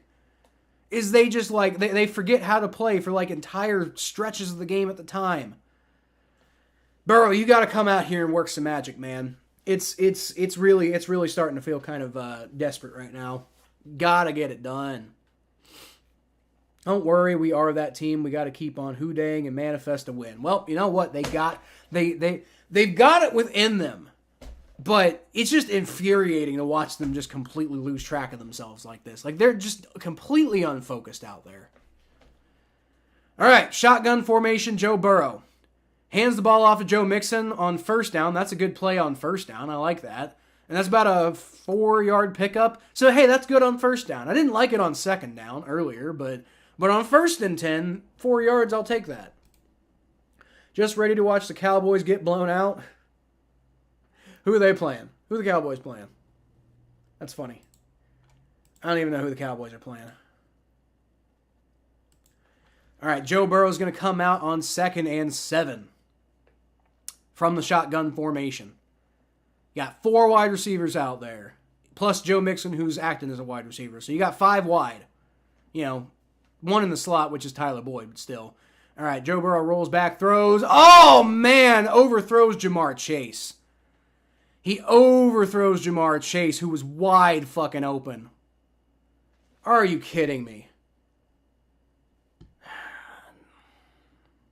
Now suddenly it's 3rd and 6. You had a wide open Jamar Chase there, and that right there is when it starts looking like that. That was a play that looked like Joe Burrow's calf might be bothering him. Maybe he didn't plant it or something like that. I don't know. I felt like you didn't really see that much last week, but, you know, definitely feeling that right now. That's what it looks like. All right, shotgun snap, Joe Burrow, 3rd and 6. Good protection. Throws, caught. Was he in bounds? Nope, they're saying it was out of bounds. Andre Yoshivas. Good throw by Joe Burrow, but it is just out of bounds. It's going to be 4th and 7. Bengals go 3 and out. Are you kidding me? Hold on. Ooh, that's close. That's close. Maybe take another look at that. That's close. I think he might have gotten it. Can we take another look at that? That was really close, guys. Can we take we're not taking another look at it. All right, well, it's punt. I think Yoshi might have gotten that, guys. I want to see that replay a few more times. All right. Good punt, good coverage. Cardinals going to get the ball at 30. Bengals have got to come up with a stop. A turnover would be great. But now it's up to defense. It's up to the defense. If you let another scoring drive go, then if you let another scoring drive go, man, I'm not trying to like be all doomsday or anything like that, but just because of the way this team is right now, if you let another scoring drive happen, then it's starting to feel a little bad. Jaguars beat the Bills this morning 25-20. Eagles on top of the Rams 10-7. Broncos leading the Jets 7-5 in what has got to be an absolute barn burner of a game. Chiefs over the Vikings 10-3. Go Vikings, but realistically they're probably not going to win. Falcons beat the Texans 21-19. So are the Texans good? Maybe not. I don't know. You can't really tell with them right now. Kind of feels like the Lions last year, where it's like, are they good? They might be, but then they keep having these weird games where they're not good. I don't know. Lions are 4-1 this year, though. 42-24 over the Panthers. Colts are up 23 to beat the Titans 23-16. Dolphins up 31-16, or beat the Giants 31-16. Saints, talked about it earlier, 34-0 over the Patriots. Steelers won 17-10 over the Ravens, which I felt okay about earlier, but if the Bengals can't even beat the fucking Cardinals, then I don't feel good about the Steelers winning at all. That's a cool sticker. It's for reference, guys, Richard sent this sticker.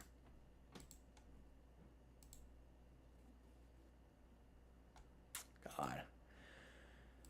Niners. Yeah. Bengals always a second half team, still feeling good. Dude, I love your optimism, CT. I really do. I love your optimism. I'm generally a pretty optimistic guy. I'm also, I also expressed my anger and frustration. But it's like, no, the game's not... I'm not saying, like, it's the end of the world or anything like that. They're only down 14-10. Like, they can totally come back from this, and they are a second-half team. But man, the way the defense looked on that last drive and the way the offense looks right now, Joe Burrow just completely missing a wide-open Jamar Chase, that's where my concern is, because it's like, you know, like, yes, they're a second-half team, but what are they going to do in the second half if this is who they are? And that's my concern right now, is who they are is this. Because that's what I was saying at the beginning of the game is, you know, who they are is a good football team that's just struggling right now. But unfortunately right now, if they're a bad football team and this is what you get, then I don't know what to say. Josh Dobbs going to fake the handoff, not very convincingly, but he does. He's going to throw and no catch. No catch there for number 85. Is that McBride? I think it was McBride.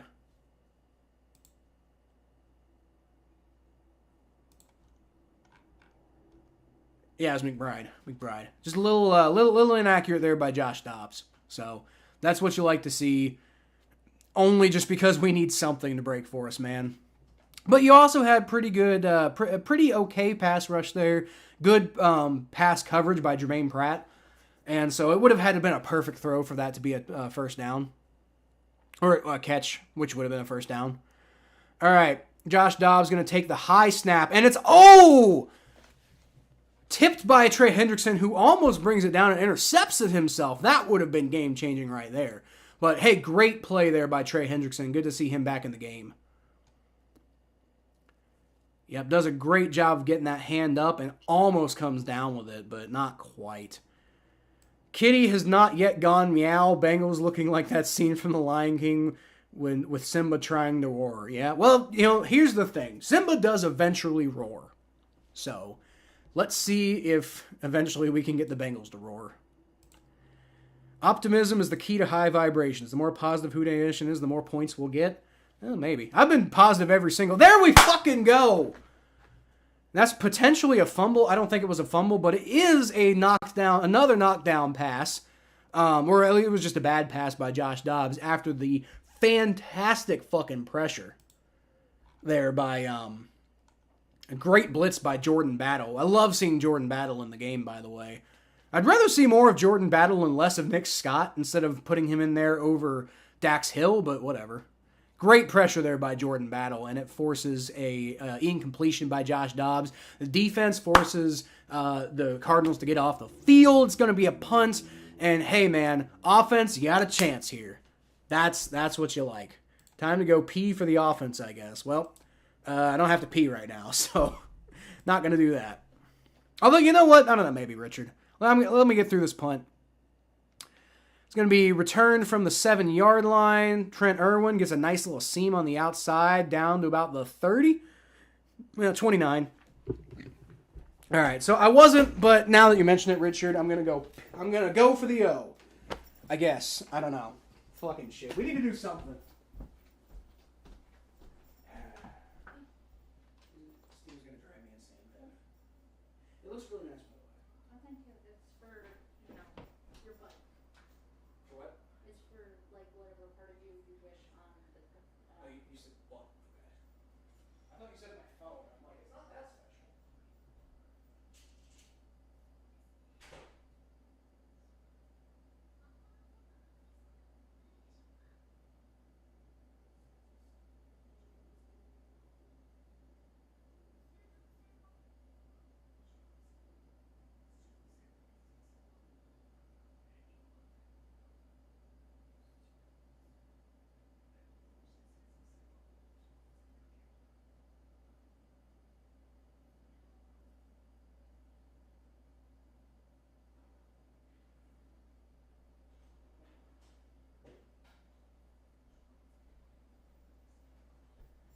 I'll tell you one thing.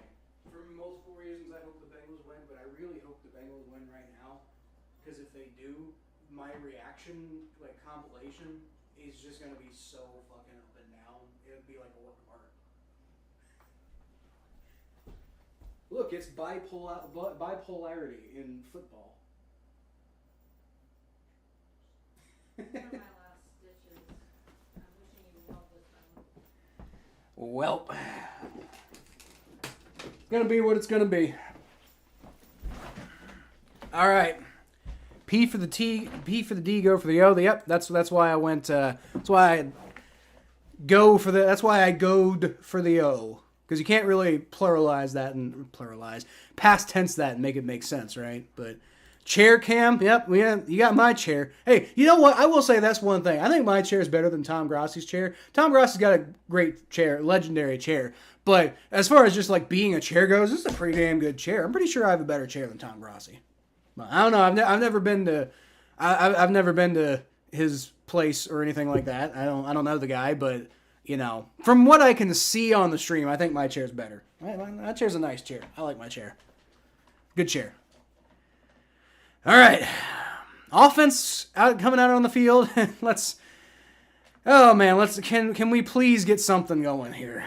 Please, for the love of God. By the way, it's 14, not 13. Yep. Yeah, Yep. I almost had it, man. I was so close. I had it. Ugh. Joe Burrow comes out in the shotgun formation. Why won't it let me update that? It's not letting me update, guys. Hold on. It's going to be a catch by Trent Irwin. Nice. First down. All right, now, why won't it let me update that? What the fuck? I might just have to quit out of OBS.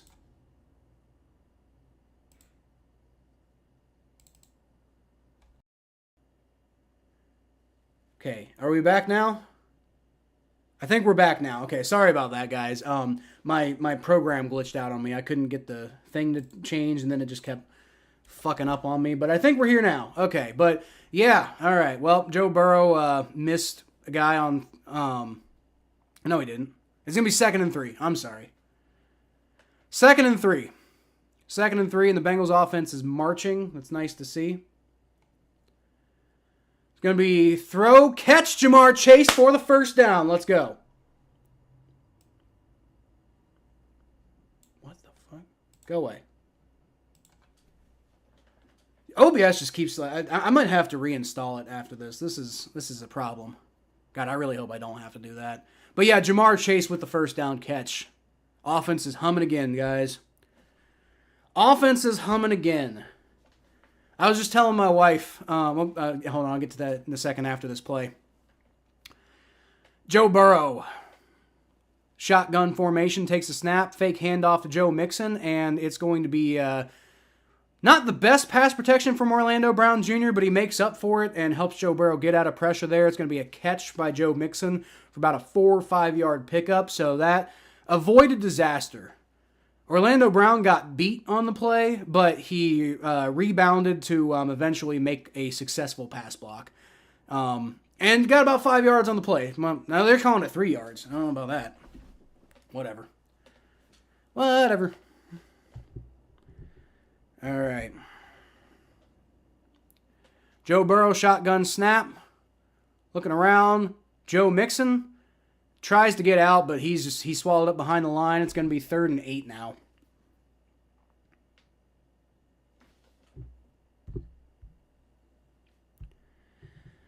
Offense is starting to stall, y'all. Offense is starting to stall. Come on, 3rd and 8. We can convert this. Come on, Joe. Go find somebody. Don't overthrow Jamar Chase this time. Like, see, that's the thing, man. Like, they had... Like Jamar Chase went out there and got open, and then the drive stalled because Joe Burrow just completely, like, whiffed on the pass. Like, honestly, Joe Burrow, like, at times does not look like a good quarterback right now. That's part of the problem we're having. Shotgun formation, Joe Burrow, good pass protection. Looking around, throws, caught! Tyler Boyd down to the 20-yard line. Nice, and that goes... It might have potentially been fumbled, but it rolls harmlessly out of bounds. And down to the 22. If it was a fumble, down to the 22. I thought he was down, but even if he's not, it's okay. Either way, it rolls out of bounds. All right, caught. The ground caused that to come out. So that's going to have the ball at the 21-yard line. Yep. All right. That looked a little dangerous at first, though, but it did roll out of bounds. Handoff to Joe Mixon, finds a nice little hole to the right side and picks up about 4 yards on that play. Just be positive, man. Yeah, I know. It's just so hard with this team right now. This team's been so shitty this year. But hey, they're doing. If they can, I promise you, I will be more positive next week if they can beat the Cardinals this week. We're the team that was in the last 2 championships and in a Super Bowl. That's what I've been saying. This is a really good football team. They just haven't been showing it this year. It's a really good football team, though. It is. Sorry, JJ, I missed your thing earlier. I'm a Commanders fan, so I haven't been... Oh, no, I didn't miss that. I just, was having trouble with OBS. What do I think the problem is? Well, frankly, the biggest problem is Joe Burrow. He's just not playing well. Some people have been saying it's the calf, which it did look like it was the calf for the first couple of games, but, last week against the Titans, I thought his calf looked fine. But then again, I'm not on the field. I don't know. But then again, neither do any of these other fans who were saying, it's the calf. He needs the rest. I thought he looked fine against the Titans. He even came out after the game and said he felt fine. So, but then again, he was dealing with the compression sleeve earlier with the calf, before the game. And then he had that one complete, utter misfire to Jamar Chase that just looked like he didn't plant correctly when he threw the ball. So, maybe the calf is rearing, causing some issues again today. I don't know. But, it's not all the calf, though. I think he's inaccurate. He's not, seeing a lot of the field. A lot of the problem is Joe Burrow just doesn't look like Joe Burrow this year. And then, the defense is inconsistent as hell. That's another part of the problem. The offense is having a lot of struggles mainly because Joe Burrow just isn't Joe Burrow right now. But another problem is, the defense, while being, an elite fucking unit at certain times, just looks completely lost and disoriented at other times. And it doesn't seem like any offense has any trouble getting them to that lost and disoriented state at, throughout large portions of every game. Now, if the offense was as good as the offense can be, it wouldn't matter. The defense is playing well enough that, if you score 30 points every game, you'd probably win. But, the problem is you can't expecting the offense to go out there and score 30 every game is kind of unrealistic. Even if it's a really high-powered offense, you can't expect that every single week. So the fact that the defense lets up 28 points every week is kind of a problem. Not every week, but seems like more often than they should be. They're letting up 28 points every week. So we knew it. But just to reinforce the point, this team is built to win with his offense. And the fact that they're not doing shit with their offense right now is why they're struggling. All right, well, 14 unanswered points by the Cardinals, but the Bengals are back in the red zone. From the 16.5-yard line, Joe Burrow's going to take the snap. Be a handoff to Joe Mixon, gets loose on the outside, let's go. And tries to get a little cute with his feet there, but he does manage to still pick up the first down. Probably could have picked up a little more than that if he hadn't kind of hesitated a little bit. But I think what he was doing was he was trying to throw off the defender, and the defender just didn't buy it at all. Either way, though, it picks up a first down. That's good. That's good. Still a good rushing performance. Does a great Joe Mixon's. I will say one thing: Joe Mixon's vision this year has been fantastic. He's been seeing the holes where they're at every single time. Great run block pickup there by Irv Smith Jr., and that's going to be about a 6-yard pickup for Joe Mixon. But yes, that was a designed part of the run blocking scheme. Irv Smith, all he did was he just he made his cross lead block. He was supposed to make the cross lead block, and he did. And yay, good for him. But he also did it was a very good block. So without that block, Joe Mixon gets blown up in the backfield. So instead, it's about a 5-yard pickup.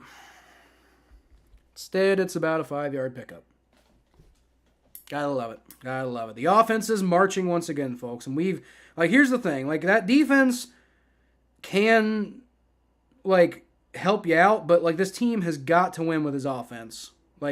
Regardless of whatever's happening. The idea of, finishing this game, shutting the Cardinals out, even though it's the Cardinals, was unrealistic. You've got to win with your offense, the way this team's set up. The defense is not going to play like that all game. We know they won't. Joe Burrow shotgun formation. He's motioning Andre Yoshivas to his right. He's going to hand the ball off to Joe Mixon, who plows forward, doesn't quite get the touchdown, but gets it down to about the 1 yard line. So you're moving the ball. It's going to be 3rd and goal. 3rd and goal with about 1 yard to go. All right. All right, y'all. Joe Mixon touchdown coming up. Hope you're right, CT. Now, you probably sent that before the play happened. It didn't quite get there, but it might be on this 3rd down play. Although, I don't know. Most likely they're going to throw it. Like, you know, difficult to trust the running game on 3rd down for any football team, regardless of how good the running game's performing. Although, I don't know. I think you might just run the ball here. Because Joe Mixon's playing well. You know, can he pick up like a yard? I think he can. I don't know. Whatever Zach decides to go do here, though, I'll understand because, like, you know, I'll understand whatever call he has here as long as that's a good scheme. All right, it's going to be a handoff to Joe Mixon, and he does not get it. Finds a seam on the outside, cannot hit the seam. Decent. Actually, I thought that was actually schemed up well by Zach Taylor, but the Cardinals do a good job of like snuffing that one out. So nope.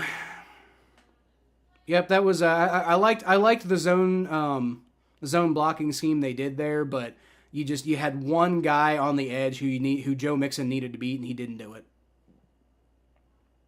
Unfortunate. All right, well, we're gonna wind up for a field goal here. Got to get it in the end zone. Hopefully, but hey, the offense in general has been pretty good today, so hopefully they can... Oh, are they going to go for it? Ooh, they're going for it. Ooh. This is dangerous, man. Bengals are 2 for 4 on 4th down conversions on the season, and as I recall, a couple years ago, they weren't good at all on 4th down conversions, but they did it a lot, so... I don't know. Hey, what was CT saying? Positive vibes. Let's go. Come on. And actually, okay, so Joe Mixon takes the handoff, ball, and I think he got it. No, they're calling him a yard short. Oh, they're calling him just inches short. Oh, man, I thought he got it. Oh, well. Well, defense is going to have to step up now.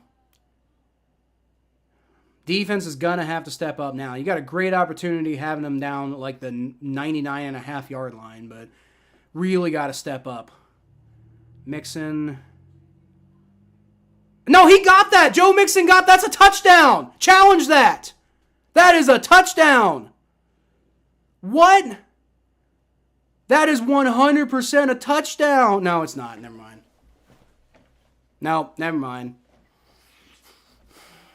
No, I saw it at the very, very end. That ball's not quite across. Shit. Well, I thought he had it. Damn. I mean, maybe. I don't know. That ball comes forward.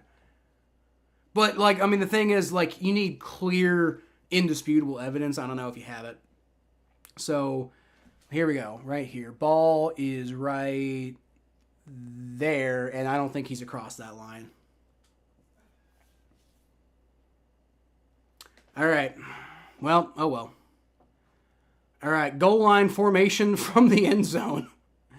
And defense stops them for basically no gain.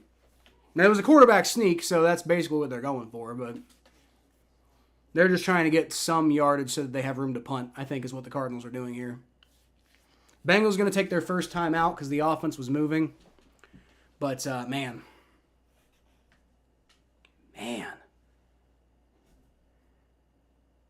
Yeah, it's really hard to tell from that angle. I thought he might have... Oh, no! No, because you see the ball kind of coming forward a little bit.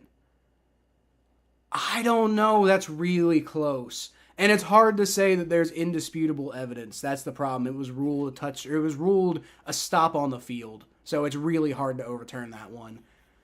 So I'm not going to bitch too hard about that one. That really sucks, though. Interception by Cam Taylor-Britt! Going in the end zone, touchdown Bengals! What a turn of events!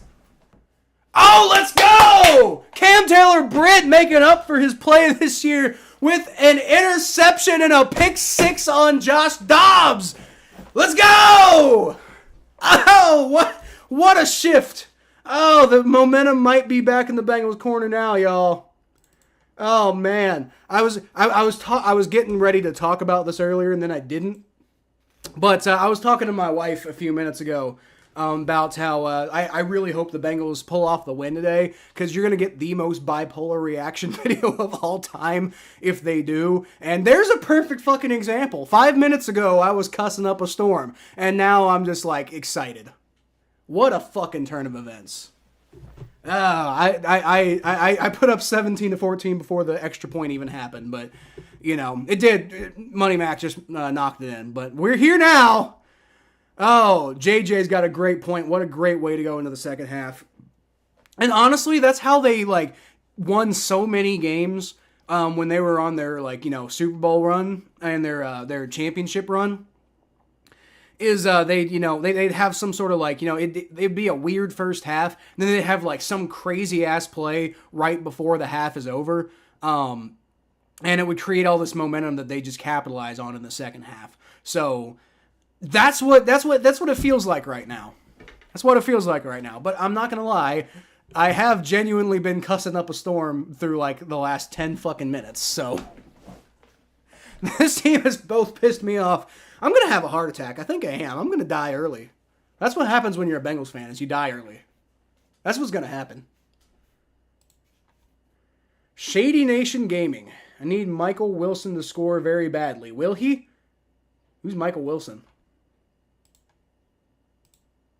Is that somebody on the Cardinals?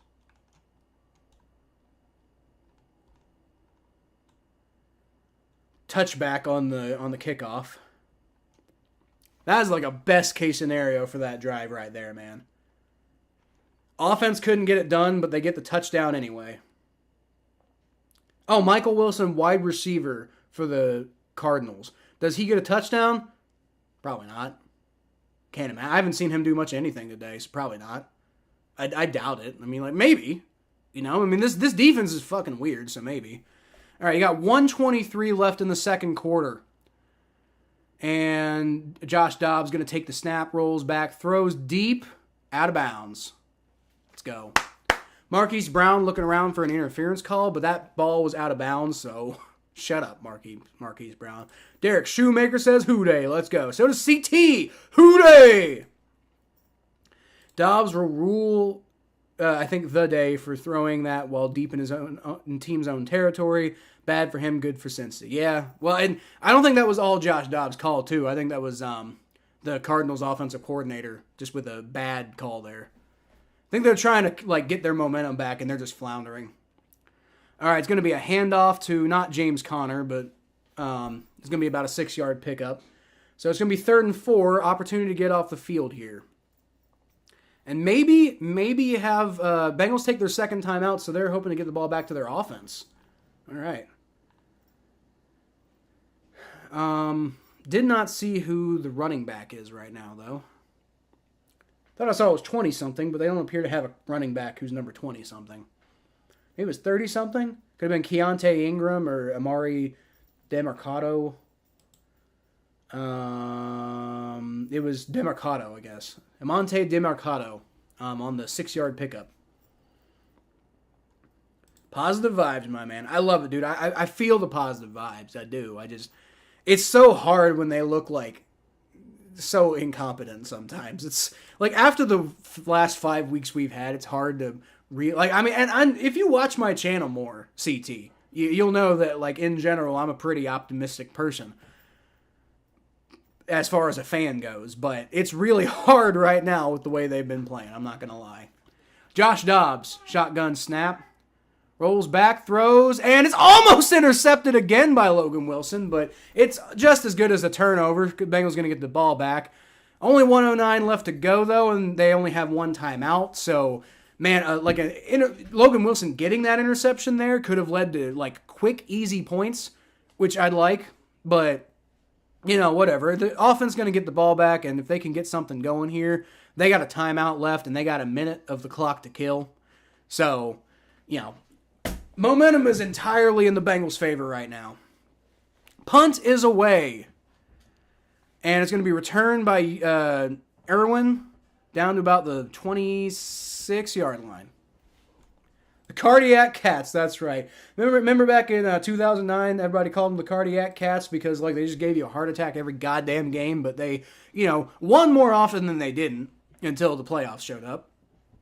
But yeah, that's definitely who they are right now. Logan Wilson almost with the massive interception, but no, couldn't quite come down with it. But you know what? We're winning, and the offense gets the ball back anyway, so you know what? Let's go anyway. From the 26-yard line, 1st and 10, minute left on the clock. Joe Burrow, shotgun formation. Takes a snap. Decent protection. Throws. Caught. Jamar Chase gets out of bounds, and that's going to be about a 13-yard pickup. Nice. That's what you want to see. That's what you want to see. If you can even come away with a field goal on this drive, man, that really helps. Really helps with the momentum. If you can get a touchdown, regain your 10-point lead, that would be huge. But if you can at least come up with a field goal, that would be important because I mean you're really kind of like showing that you've got the momentum, right? 56 seconds left to go. 1st and 10 from the 39-yard line. Joe Burrow, shotgun snap, looks around, throws. Almost intercepted. Horrible throw by Joe Burrow.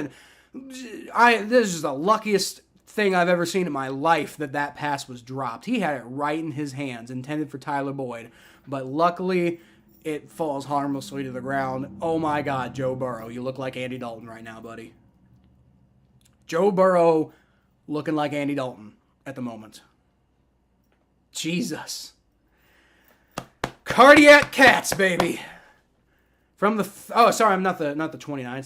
It is the 39. All right. So caught by Tyler Boyd.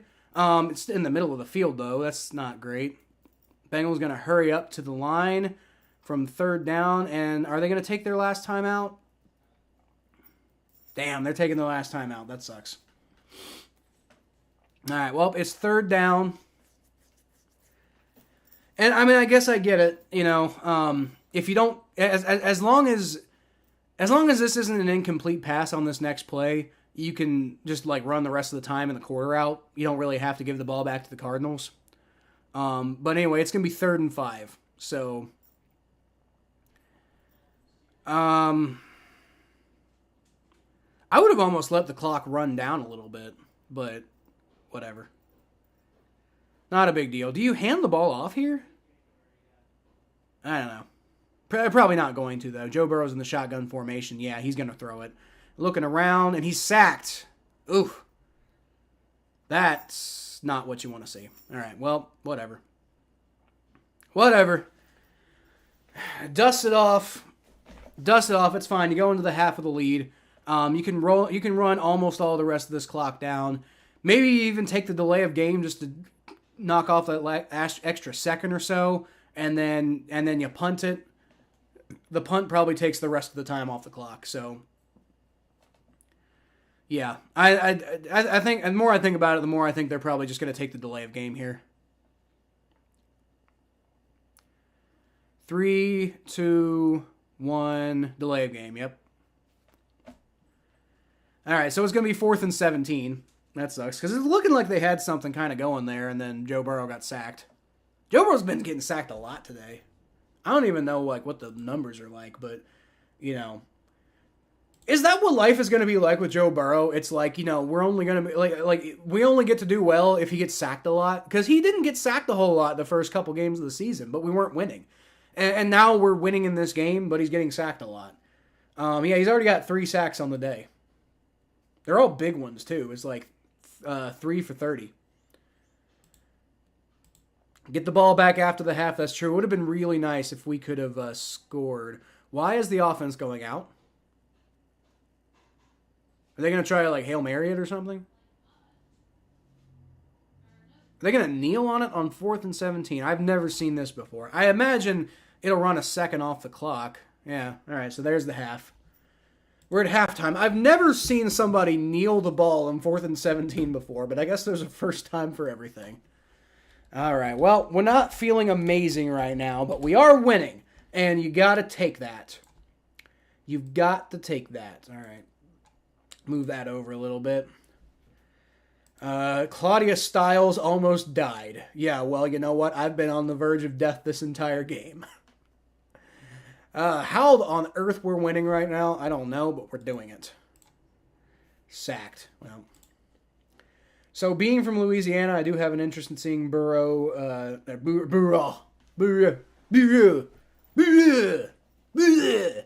That's how you pronounce that. Do well. Has he declined, or is it another problem? I don't think he's declined. I think he's having a bad year. I think at first it was the injury. I don't know if it's still the injury. I don't know if he retweaked it or something like that, because you did see him have some planting problems, especially on that pass to Jamar Chase. Still hasn't thrown a pick, which is interesting because as not great as he's been this year, he hasn't been throwing interceptions. Not much anyway. He's thrown a couple, but he's generally taking care of the ball.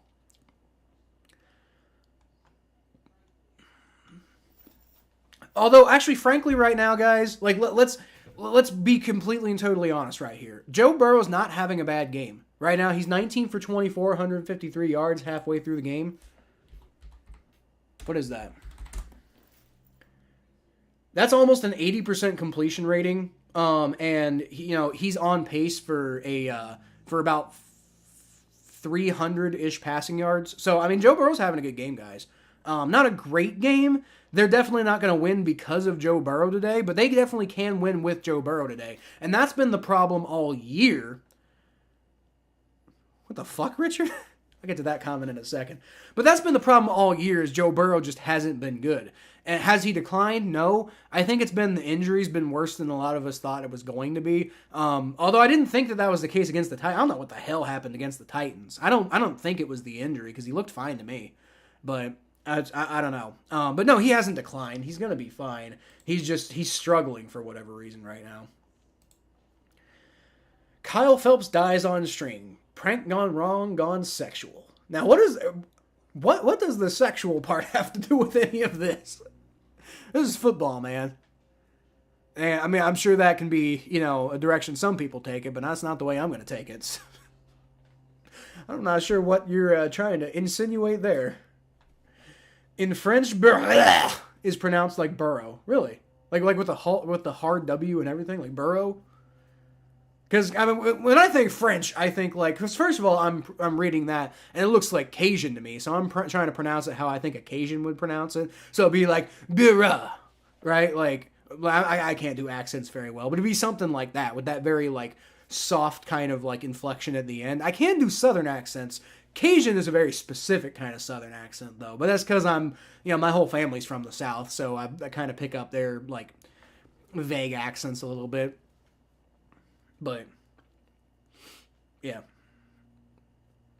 But if it's pronounced burrow like that, that's cool. It's unfortunate because, it looks really cool to write, but then if you're just going to pronounce it burrow, then, meh. It's boring like that. Jaguars had a very up and down game against the Bills, and they ended up winning that game. So, I mean, if the Jaguars can beat the Bills, why can't the Bengals beat the fucking Cardinals? Way too close for comfort right now, but honestly, with the way the season's gone so far, I'll just take a dub at the end of the day, because if the Bengals win today, then they're 2-3. And you know who the top team in the division is right now? I think technically it's the Pittsburgh Steelers, and they're 3-2. And the Bengals haven't played them yet, so, I mean, the Bengals have, kind of owned the Steelers for the most part the last couple of years, outside of, obviously, the one we lost because, our long snapper got hurt and Joe Burrow was recovering from appendicitis. But, the Bengals have kind of owned the Steelers for the last couple of years.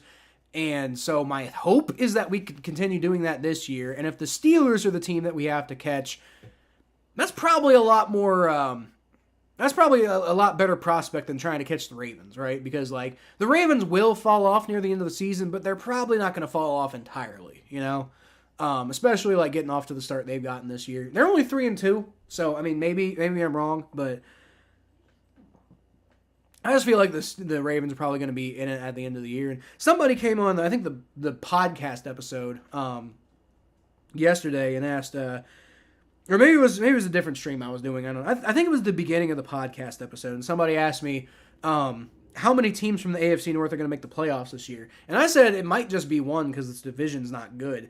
But the thing is, if the Ravens don't win the division, then I imagine they'll probably make the playoffs just because they're probably going to stay in it to some extent. So, I mean, that's really just the question. Who wins the division? Is it the Ravens? Well, then probably only the Ravens are making the playoffs. Is it anybody but the Ravens that wins the division? Well, then you're probably going to send 2 teams because the Ravens will probably get that wild card spot. I mean, especially now since there's 7 there's 7 playoff teams, 3 wild card spots available. You know, you have to actually be a bad team to not make the playoffs at this point, which is kind of unfortunate because now with the extra playoff team that they send to the NFL now, it kind of feels like it devalues making the playoffs because, like, that was the thing back when the Bengals were, like, making the playoffs every year. Even though we didn't win, it was like, hey, we made the playoffs every year, and that means that we're one of the better teams in the AFC every single year. But now it's like basically half the teams in the NFL make the playoffs. Half the teams in each conference make the playoffs. You know, it's not quite half, but it's almost half. And so with that extra team, it just feels like you're kind of letting anybody in who's halfway decent. Instead of, like, you know, having, like, you know, the best teams competing in the playoffs every year. So now it's like being that last wild card spot doesn't mean much of anything anymore, you know, especially with the results we've actually gotten from 7 seeds, which they've all been bad.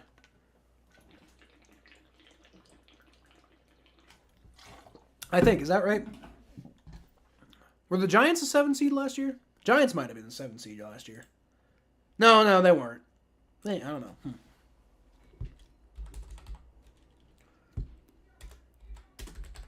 Because I remember the Eagles and the Steelers were the 7 seeds in 21, and that did not go well at all.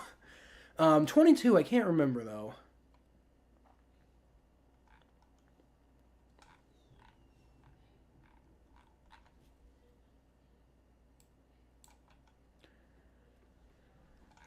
Where's the fucking thing? Why do they have to have all this crazy shit on here? Let's see. 7 seeds last year were the Dolphins, who had Skylar Thompson starting, and that didn't go well. Although, actually, as I recall, they actually put on a pretty good, like, they had put up a pretty good fight. They didn't win, but they put up a pretty good fight. And then the Seahawks, which, the Seahawks might have actually advanced. No, they didn't. They had a good first half, but a bad second half, and the 49ers advanced. And the Dolphins almost kind of beat the Bills. So the 7 seeds were actually competitive last year, unlike in 21. But, you know, I still feel like it kind of devalues the playoffs when you've got 14 damn teams making the playoffs every year. We need that clickbait title. What, for this? I mean, I don't know how to really clickbait a reaction video to, like, unless you're talking about clickbait sports, I don't know how to, whatever their stuff is. But as far as, like, clickbaiting my own title, I don't know if I can really do that for like, just a game. Like, I mean, it's just, I mean, you know, I could probably come up with some stupid-ass clickbait title for, like, the reaction video or something like that. But for the actual live stream of the game, not so much. That wouldn't really make a whole lot of sense. It's why the LSU Tigers say "Go Tigers." Yeah, I know it's pronounced like "oh," but, like, at the same time, like, I'm trying to, because I'm seeing it written that way, it makes me want to, like, pronounce it Cajun-y, you know? In the words of Urinating Tree, the Steelers gonna sue. Steelers gonna sue. But they're not. They're going to the toilet bowl. Steelers gonna toilet bowl. That's where they're going. I mean, they're actually first place in the division right now, to be fair. But do you believe that they're going to stay there? I don't. They're not good, and neither are the Ravens. That's the thing. Like, the AFC North, just in general, is really bad right now. Like, honestly, the best team in the AFC North right now, like, in terms of, like, who's actually playing the best football right now, might be the Cleveland Browns, and the Browns are in 3rd place. So if that tells you anything about the state of the AFC North right now. And the Browns aren't even playing good football right now. I think they're playing better than the Ravens and the Steelers. The Ravens and the Steelers have more wins, but they've been ugly wins. And the Browns, obviously, you know, wins, like, the like whether wins look good or not doesn't matter to the final standings, but it does matter to like power rankings. And I'm not sure I'd put the Ravens or the Steelers very high in the power rankings right now. They're like, neither of them are very good football teams. Back then, I was constantly saying the Bengals were constantly like the 10th best team. Yeah, see, that's the thing. Like when you're the 10th best team in the NFL, yeah, that's not enough. You're not satisfied being the 10th best team, right? But it's like you feel like, hey, this is a decent era. This is an okay, funnish time to be a fan of the team. At least it's better than when we were like, we didn't make the playoffs for like 15 fucking years in a row, But so like to be the 10th best team, there's some pride in that, right? Like, I mean, yeah, it's like, it's not enough, but there's some pride in being the 10th best team. But when you're like the 14th best team, nobody cares. Like, you made the playoffs, great. You made the playoffs on a technicality. It's like, what is it, like 5% or something like that of the teams make the playoffs now? What is it? 14 divided by 32? No, that was 62. What the fuck? It'd be 22%. That would be, if you're in the top 22%, you're doing pretty good. Yeah, 43% of teams in the NFL make the playoffs every year now, because they expanded the playoffs, which... Then you get more football, and it's kind of interesting to see them change it up a little bit and stuff like that. And I'm not against them expanding the playoffs, but like expand the whole league if you're going to do that. Like, I think 12 teams was more than enough teams to make the playoffs for a 32-team football league. If you're going to expand the playoffs to 14 teams, then add like at least 4 new teams to the NFL, if not 8. So, I mean, that's just, that's the way I feel. I mean, obviously it's hard to do that. You don't want to oversaturate the market or anything like that. But at the same time, like, I feel like 14 playoff teams waters down what it means to be a playoff team. Because you're no longer the best of the best. You're just like, you're decent, And obviously, if you get the number 1 seed, you're the best of the best at the time. But it doesn't take that much to make the playoffs these days. It just takes being okay. Which is why I still think that the Bengals have a shot at making the playoffs. Like, like a realistic shot at making the playoffs. Because, like, that number 7 seed, what's it going to take to get the number 7 seed? What did it take last year to get the Dolphins? What were they last year? 2022 Dolphins season. They finished 9-8. The Bengals can finish 9-8, guys. Like, they're 1-3 right now. So yeah, they gotta win 8 of. But I mean, well, here could be win number 2. And then you got. After this, you got 12 more games to win, like, a total of you need to win 7 of your final 12. Like, that's very doable. So it's just not a whole lot. Travis Kelce may be injured in Chiefs Vikings. Ooh, that's rough because he missed a game already this year because of injury, right? And I mean they won, but that's partially because it was the Jets. It wasn't the Jets. It was somebody else they were playing, but that wasn't a good team. Bengals nearly give me a heart attack. Football gone wrong, gone sexual. Take a page from my old prank channel titles. Oh, is that what you're referring to, Richard? Okay. Football gone wrong, gone sexual. I don't know about that. I consider the division round as the honor now. Yeah, that's the thing. Well, especially as a Bengals. Well, you're not a Bengals fan. But if you're a Bengals fan, you don't value the wild card at all because we made the playoffs 5 years in a row and couldn't get out of the wild card round. So that's kind of what I was like when we beat the Raiders in 21 and made it to the divisional round. I'm like, yo, this is a real football team now, guys. We won a playoff game. We actually got to the divisional round. That's something, And it's like I value the divisional round very much right now because we just didn't get there. Like I was like 30 years old. I think maybe 20. I think I was 29 years old when we first made it to the divisional round, if I remember correctly. Might have been 30. I think I was still 29. Joe Burrow shotgun snap, throws, caught. After the Bengals got the ball back, by the way. So it's going to be about a 5-yard pickup there by Tyler Boyd. Good first play. Definitely a good first play right there. You need the offense to kind of... 6 yards, actually. Definitely need the offense to get it going. We're out at halftime, so let me go ahead and update that.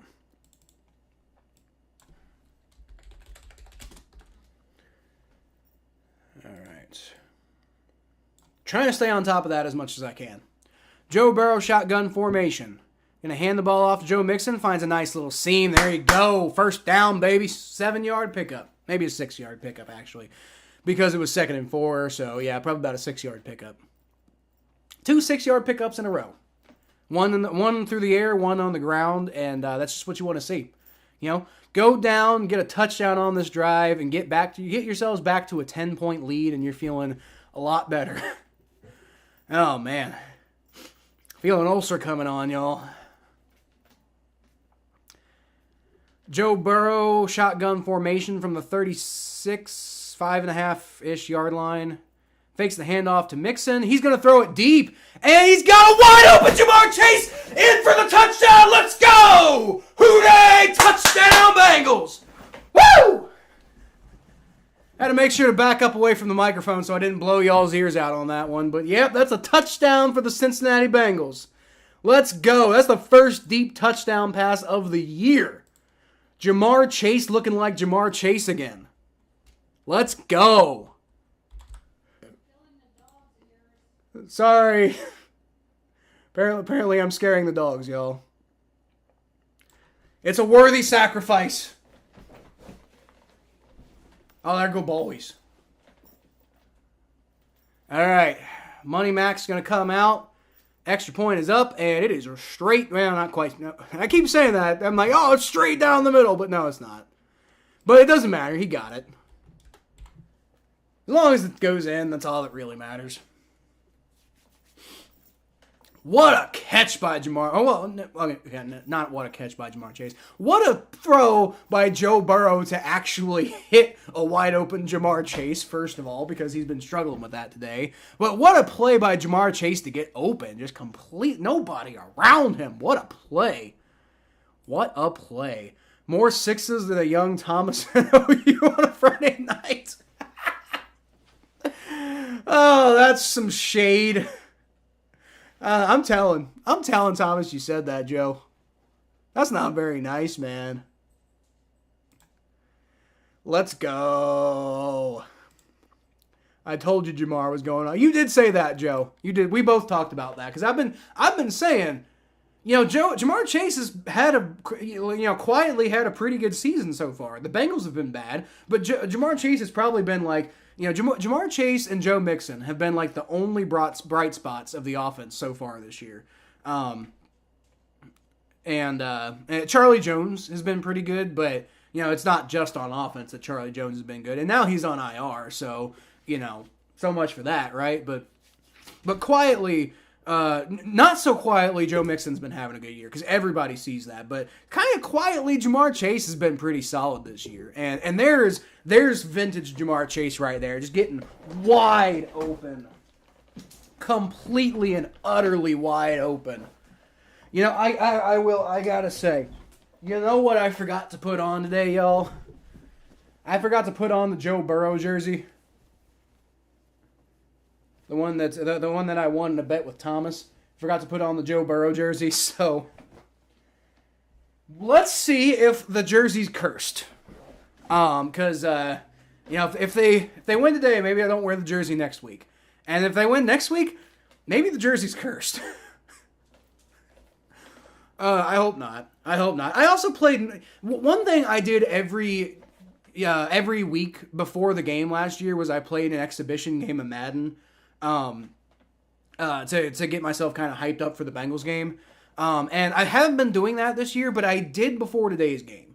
So maybe, you know, I mean, there's multiple, like what if it's my fault, you know? And if it is my fault, there's multiple things that could be going on here, you know? It could be the jersey. You know, I could have a cursed jersey. It could be the fact that I haven't been doing my part by getting ready for the game by playing Madden. You know, I have to come to the podium and apologize to my fellow Bengals fans for not doing my part and playing Madden enough, guys.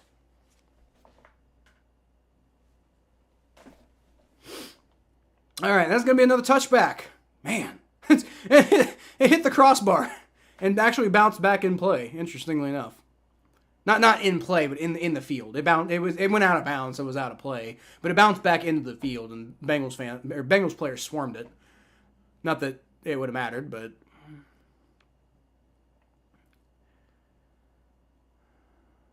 Jamar Chase just completely shredding people in the middle of the field there. And that's a big part of what we've been missing this year. And that's a big part of, honestly, what we missed through a lot of like the struggles at the beginning of last year too, was missing Jamar Chase making big plays like that. All right, it's going to be a handoff to, I think, James Conner. Nope, it's not James Conner. It's that same guy from earlier. What was his name? Amari DeMarcado. 12 people in this chat is wild. Yep, we're having a good day today, Majestic. Hey, haven't talked to you in a minute, man. Where you been? Prediction 30-0 is crazy. Look, I said this. I said this earlier, but the reason I said 30-0 is because I played a game of Madden before this, and the score was 30-0. So I just went with that because I had no idea what to really predict. All right, defense holds. It's going to be 3rd and 1 after a 5-yard pickup and then a 4-yard pickup. But yeah, I had no idea what to predict for this game because I just can't get a peg on the Bengals right now. So I played a game of Madden and I won the game 30-0. So I'm like, you know what? I'm rolling with that. It's gonna be 30-0. That's the prediction, and it wasn't a serious one. It was just what I had. All right, Cardinals are going to quarterback sneak, and it's gonna get them the first down. Got to drink a pound of chili. A pound of chili. What? Are you out of your mind? A pound of chili? That would kill me. I mean, maybe I'll do something crazy if they win. I don't know. I actually already said if they do win. Well, no. I said if they win 30-0 exactly, then I'd start streaming Madden before every game. The problem is I really don't want to do that because I don't think my computer can handle it. So luckily, it's not going to end 30-0. But I don't know, man. Tell you what, if the Bengals win, I'm definitely not wearing the jersey next week, and we're going to see if that helps. All right, so it's going to be about a 4-yard pickup for the Cardinals on that 1st and 10. About a 5-yard pickup, actually, to Rondale Moore.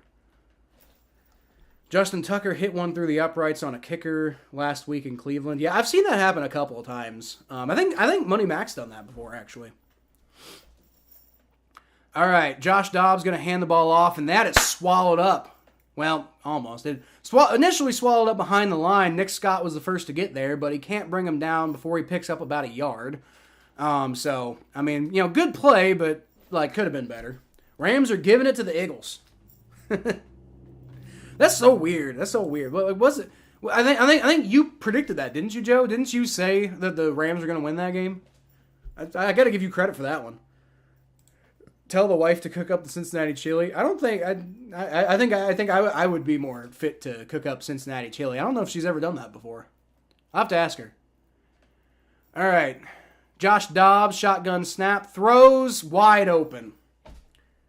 Wide open. Nobody covering him. Rondale Moore picks up the first down. Hold on, I'm going to go ask my wife. Hey, babe. Do you know how to cook Cincinnati-style chili? Have you ever done it before? You have? Yeah. Not from the cans. Yeah. You made homemade Cincinnati-style chili? Yeah, I mean, it doesn't taste like Skylight or anything, but what about it? I'll explain later. All right, so I guess I missed the play, but the Bengals only allowed 1 yard on first down. I lied, by the way. My wife apparently has made Cincinnati-style chili before. I've never heard her talk about that. She's definitely never made it for me. But I don't know. I mean, she's a damn good cook. Maybe she'd do well at it. I just never heard of her talking about that before. Whatever. If they win the Super Bowl, will you snort 2 ounces of chili? 2 ounces is a lot to snort, man. I mean, I don't know. Maybe I'll drink a can of Skyline chili or something like that. But snorting an ounce? Oh, my God.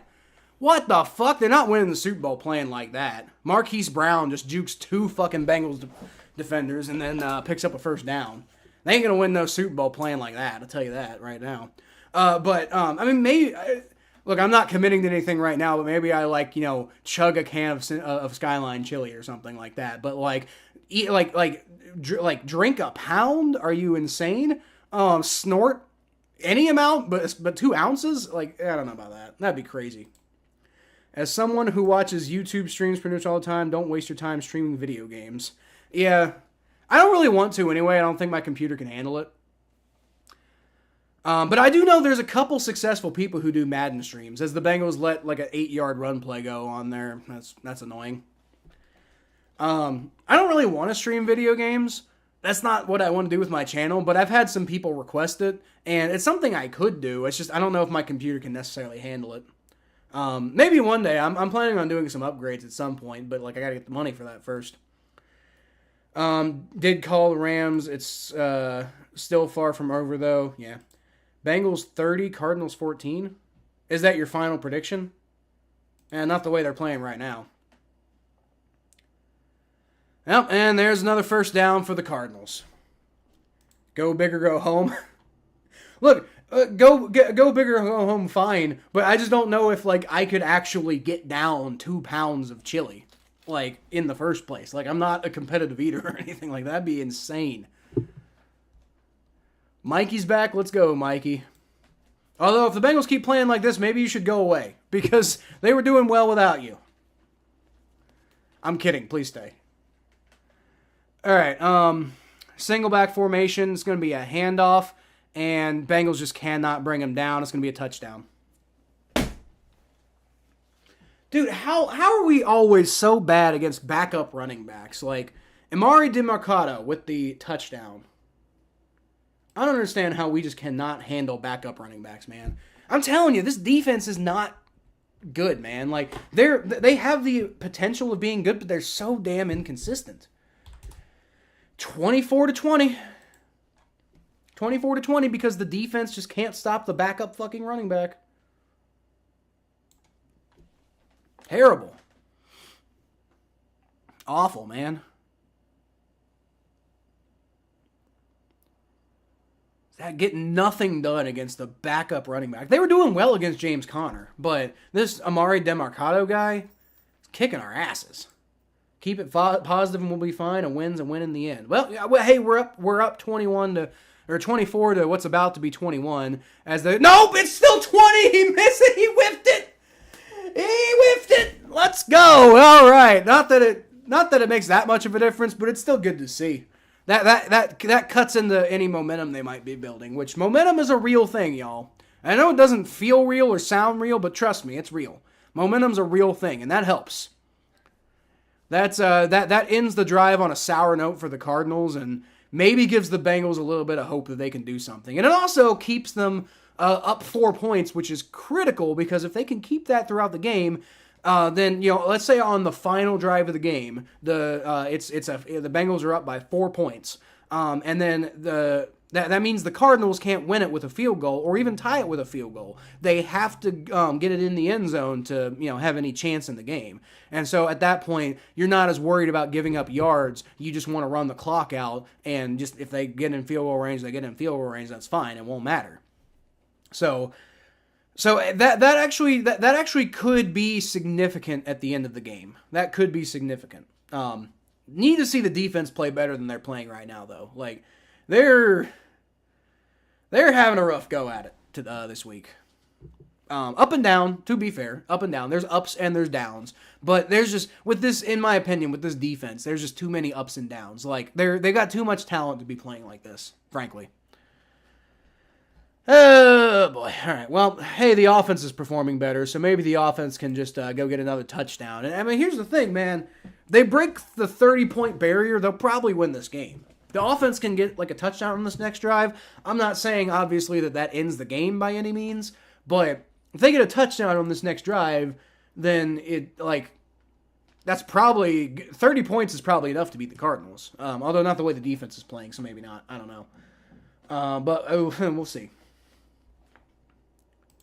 30-4-0. You survive one more week. Yeah, you definitely survived, Mike. You did more than survive. You kicked their asses this week. More like 34-30 at this point. Yeah, well, that could be the case. Hey, I'll take 34-30 though. As long as the Bengals win, I'm down to win. Good things come if you keep it positive. Yeah. Well, I mean, I'm not trying to keep it negative, that's for sure. I do try to be realistic, though. And I'm going to give you my raw, genuine reaction when things piss me off. Like, that's part of what this channel is I'm a fan, and I'm going to show you the fan's perspective. But at the same time, I do try to generally keep it away from just being completely, like, disastrously negative. Because otherwise, what's the point of watching? If you don't have any belief that anything good's going to come out of this, why bother watching, you know? But at the same time, I also want to give you my genuine, real reaction, because I feel like that's part of what people come to see, you know? I don't want to just, like, be fake and be like, oh, things are fine, you know, while the entire place is on fire around you. All right, kick is away through the end zone, and the Bengals are going to get the ball at the 25-yard line. JJZ, says Chad Johnson or Jamar Chase, and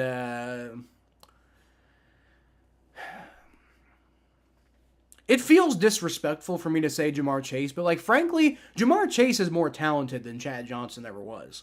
Chad Johnson, extremely hard worker, was, you know, like, incredibly successful, but at the same time, just, like, he didn't have the kind of explosion capabilities. Because Jamar Chase is the most explosive player I've ever seen in my life. All right, so it's going to be a short pass behind the line of scrimmage to Chase Brown for about a 2-yard pickup. But yeah, Jamar Chase has got to be the most explosive player I've seen in my life. Chad Johnson was awesome, don't get me wrong. But Chad Johnson kind of won a little bit more with, like, he was really athletic, but he kind of won with his mind a lot. He worked really hard, and he got to where he got, and he kind of got psychologically in other people's heads, and he used the whole kind of thing to his advantage. Thank you very much for the food, babe. Kind of used everything to his advantage, whereas, like, Jamar Chase just will go out there and kick your ass. Like, you know, and he doesn't do it every week, which is why I kind of struggle with thinking about it, but I think Jamar Chase is the more talented of the two. As, once again, Jamar Chase with the 11-yard pick, or 9-yard pickup, but it was on 2nd and 8, so it's going to be a first down. Let's go. But yeah, out of the two, I'd say Jamar Chase. It remains to be seen, honestly. We'll have to see how the rest of his career goes, because we know what happened with Chad Johnson's career, right? I mean, and he was awesome. He was fun. But he also disappeared a lot too. Jamar Chase disappears sometimes, but more often than not, Jamar Chase is part of the equation. So that's one of the biggest things. What? Joe Mixon takes the handoff, picks up a 4 yards. Get your entire body shaved and waxed if the Bengals get more than 5 Pro Bowlers. Bro, I'm not gonna lie to you. I don't have much to shave or wax. Look at me. I'm damn near hairless. I mean, I have some hair. You can see it. But, like, I don't have much to shave or wax. Like, you know, I like to do full body paint or something like that. That'd be fucking crazy. Joe Mixon gets another handoff, and he picks up about 6 yards there on the 2nd and 7, so it's going to be 3rd and 1. Got an opportunity to convert here. You laugh at 30-0. Bengals are good. Clearly scored still close. Yeah, no, Jim. You weren't here earlier. I said 30-0, not because I genuinely think it's going to be 30-0. I said 30-0 because I played Madden before this game, and I won 30-0. And I have no idea how to interpret the Bengals right now, so I just picked a random fucking score. I just went with the one that was my score of the Bengals-Cardinals game in Madden. Did I genuinely think 30-0? No, I didn't. But I didn't know what to predict, honestly. Joe Burrow, shotgun formation, throws short to Jamar Chase. There you go. Nice screen pass. Gets it down about the 49-yard line before he's driven out of bounds. That's going to be another Bengals first down. To include eyebrows. Well, I mean, I could shave my eyebrows. That'd be really weird. Dude, I would... Can you imagine if I just, like, shaved my whole head and my, like, facial hair and my eyebrows? Like, with how pale I am, that would be nightmare fuel. You could actually, like, I had brain surgery in 2011, and they had to shave my whole head and I had, like, long hair back then in high school, this was technically college, I suppose, but like back then I had, like, really long hair, so, like, when, like, it looked kind of like that when they shaved off all my fucking hair so that they could, like, get to the back of my brain so that they could, like, do their procedure or whatever. And then I came out, like, just completely looking like a completely different person. Like I said, with how pale I am, and then for me to just, like, shave everything would be literal nightmare fuel. It'd be kind of funny, though. I don't know. Maybe. I don't know. I'm not saying I'm going to do that, but that's not a terrible idea. I mean, it's a terrible idea. I would never want to do that. I still have a wife that has to, at least want to look at me. But it'd be pretty fucking funny. That's true. And down there, yep. Tyrann Mathieu had the first touchdown of the game. Dude, the Honey Badger is a good player. Honey Badger's a good player, and I kind of, I'm glad he's back in the NFC. Let's just put it that way. Honey Badger's a damn good player. What's going on with the rest of the scores in the NFL? Eagles back on top of the Rams, so for what that's worth, Joe. Eagles up 17-14. But the Rams are definitely keeping that game closer than I thought they would. Jets up 15-13 on the Broncos. Oy. Chiefs Vikings tied 13-13. Come on, Minnesota. Although it looks like the Chiefs are actually in the red zone right now, so that's probably not going to hold. Falcons beat. I already said that. That's it. Okay, yeah, that's the only. I forgot we're at the 4:00 slot right now, so it's just a couple other games currently being played. Actually, more than usual. It's like 4 games going on right now that aren't 4 games total. Yeah. So, Cowboys playing the 49ers tonight. That'll be an interesting game. You got the Cowboys who are probably a good team, but you're not 100% sure. And then you got the 49ers who are definitely a good team. So, might be interesting to see what happens there. Are the Cowboys for real? Or was the version of them that lost to the Cardinals, is that the real version,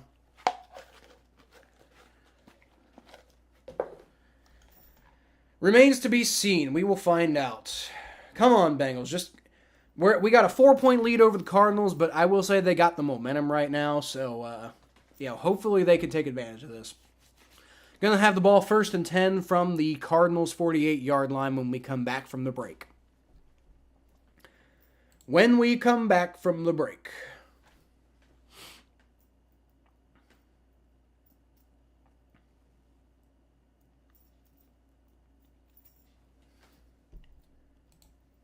Yeah, I know. 30-0. I didn't actually think it was going to be 30-0. I was just putting something out there. I had to put something. Like what? How do you analyze this team right now? Because they're very, very good. At least they should be. So it's I can't realistically expect them to lose to the Cardinals. And then as far as what score, I have no idea. This team's impossible right now. So I picked my Madden score. That's all that happened there. All right. Fake handoff to Travion Williams. Joe Burrow's dancing around. Good protections. Got the ball out to Trent Irwin, who picks up about 3 yards on the play. All right. It's going to be 2nd and 7.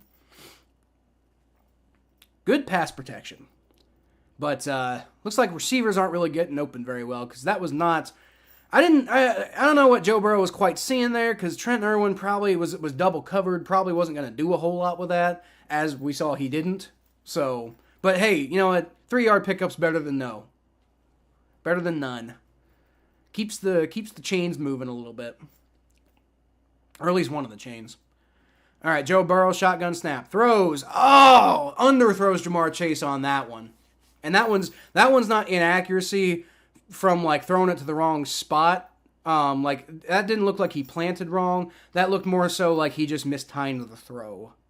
So that's honestly been my biggest concern with Joe Burrow this year, has been his mind seems to be off. He doesn't seem to be as sharp as he normally is mentally. And they're taking a look at his like on the broadcast, they're taking a look at his calf, but he looked like he planted fine to me. I mean, maybe I'm wrong. Maybe I don't understand throwing mechanics, but it looked fine to me. Shotgun snap for Joe Burrow. He's going to roll back. Throws. Intercepted. Oh, no. Trent Irwin's trying to claim that he was knocked to the ground on that, but it doesn't look like the refs are going to call it. I'd like to see what happened there, though.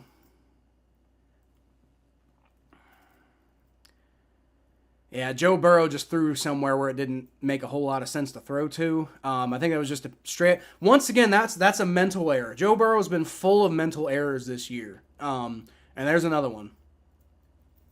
Damn. I mean, it's not the end of the world. You still got the lead. Defense is still playing well, so you don't have to let this momentum swing in the Cardinals' favor. You know, you can kick it in the teeth now and be okay, but it's not good. You don't want to see that. But I guess if you're gonna throw an interception ever, you might as well do it when you have the lead. And at least it was down on the other side of the field. The Cardinals are going to get the ball about the 34-yard line. So, I mean, it's kind of like they went 3 and out and punted, except they took some time off the clock. So, you know, got a little bit of offense going, and then, you know, there's a pick. And I'm not trying to say it's a good thing. I'm not even trying to say it's not a really bad thing. But there have been worse interceptions that have been thrown in NFL history, at least as far as, like, impact on the game. I don't really know quite how to analyze that because it was definitely a bad throw by Joe Burrow, but I'm not entirely sure how to analyze the throw itself because I couldn't really see what he was quite going for because they didn't really show a very good replay. Maybe that was having trouble planting on the leg. Maybe that one was. I don't know. I'll have to go back and look at it. AJ Green or T. Higgins? Well, AJ Green, obviously. Like, I love T. Higgins, but, like, AJ Green was, especially at his best, AJ Green was on another level. T. Higgins is a very good wide receiver who, if he moves on from the Bengals after, probably after next year, T. Higgins will probably be a number 1 wide receiver somewhere. Almost definitely will be a number 1 wide receiver somewhere. But AJ Green was, like, elite at AJ Green's peak. When AJ Green was at his best, he was maybe the best wide receiver in the NFL. AJ Green was on another level. So out of the two, yeah, obviously AJ Green. Boomer Esiason or Joe Burrow? I mean, Joe Burrow. Boomer Esiason might be my favorite quarterback in Bengals history. Joe Burrow might have usurped him at this point. But, I mean, they're kind of very similar quarterbacks, really. Like, you know, not necessarily the most physically talented guys in the world, but their leadership is on another level. Their personality, they're the kind of guys who just, like, get it done, you know, regardless of the circumstance. I think Joe Burrow has a little bit more working with him, and I see what Trent Irwin's going for there. That might have been holding on the Cardinals. Or illegal contact or something like that, but they didn't call it. Whatever. Defense, you got to step up either way. All right, so it's going to be oh, man. Bengals just got completely faked out on that play, and it's going to get down to the 40, 35-yard line. Huge play for the Cardinals there. The Bengals just completely bit on that play. I believe that was Rondale Moore, who was in the Wildcat formation, faked the handoff, and the Bengals just completely bit it. They've been doing that. The Bengals have been biting hard on misdirections all day today. It's been terrible. Yeah, you had 2 guys just got in the backfield and completely went the wrong direction. And suddenly they got the ball at the 25-yard. I thought it was the 35. It's the 25. Great. All right, it's going to be a handoff to, I think, DeMarcado. Is James Conner hurt? Yeah, because DeMarcado is playing a lot right now. I wonder if James Conner's hurt. Burrow's done better than him, so obviously, yeah. I think Joe Burrow's the better player. 23 for 26 with 2 touchdowns. Burrow's best game in 23. Yeah. Joe Burrow has generally had a pretty good game, but this last drive, he was definitely kind of inaccurate. Second guessing himself a lot, I think. I don't know. He just doesn't seem like he's mentally all there right now, which is part of the problem. All right, Josh Dobbs, shotgun snap, is going to roll back, and good pressure kind of flushes him out of the pocket. He's going to throw, broken up by DJ Turner. Nice. Broken up by DJ Turner in the end zone. That's how I pick my scores too. Yeah, pretty much. Steeler Nation in the building. Okay, well, okay. I very bitterly rooted for the Steelers, just so you know. I don't like the Steelers, and I'm never going to say anything nice about the Steelers, but I will admit that I very bitterly rooted for the Steelers earlier today, so hopped on at the wrong time when all I hear is Joe Burrow intercepted. That's definitely the wrong time. It was just a miscommunication, bad pass. Trent Irwin definitely got tripped up a little bit. You could probably argue that there was holding, but Maybe not. I don't know. Mikey doesn't have school for the next 2 days. I don't have school tomorrow. It's fall reading day. And then I do have it on Tuesday, but I'm off work on Wednesday. So I've got a pretty nice little week coming up here. James Conner has a knee injury. Okay, all right. Well, that's why DeMarcado is playing so much right now. Not that he's not playing well, but Dobbs is going to throw it, and it is Bengals wrap him up. Nice. Good job. So going to hold the Cardinals, likely to a field goal attempt here. 4th down, and, I mean, they could go for it. It's 4th and 1. But, I mean, I don't know. If I'm the Cardinals, it's the third quarter. I'd take the points if I was the Cardinals. We'll see, though. Man, this is such a close game. And they are going to go for it. Interesting. All right, well, I'd take the points, but all right. Bengals get to him, and they're going to bring him down. Let's go, turnover. There we go. Bengals answer the interception with a turnover of their own. Now, it's a turnover on downs, but the point is it wipes the Cardinals from getting any points off the board, and it took some time off the clock. So Josh Dobbs tried to run it himself and didn't go anywhere. Let's go.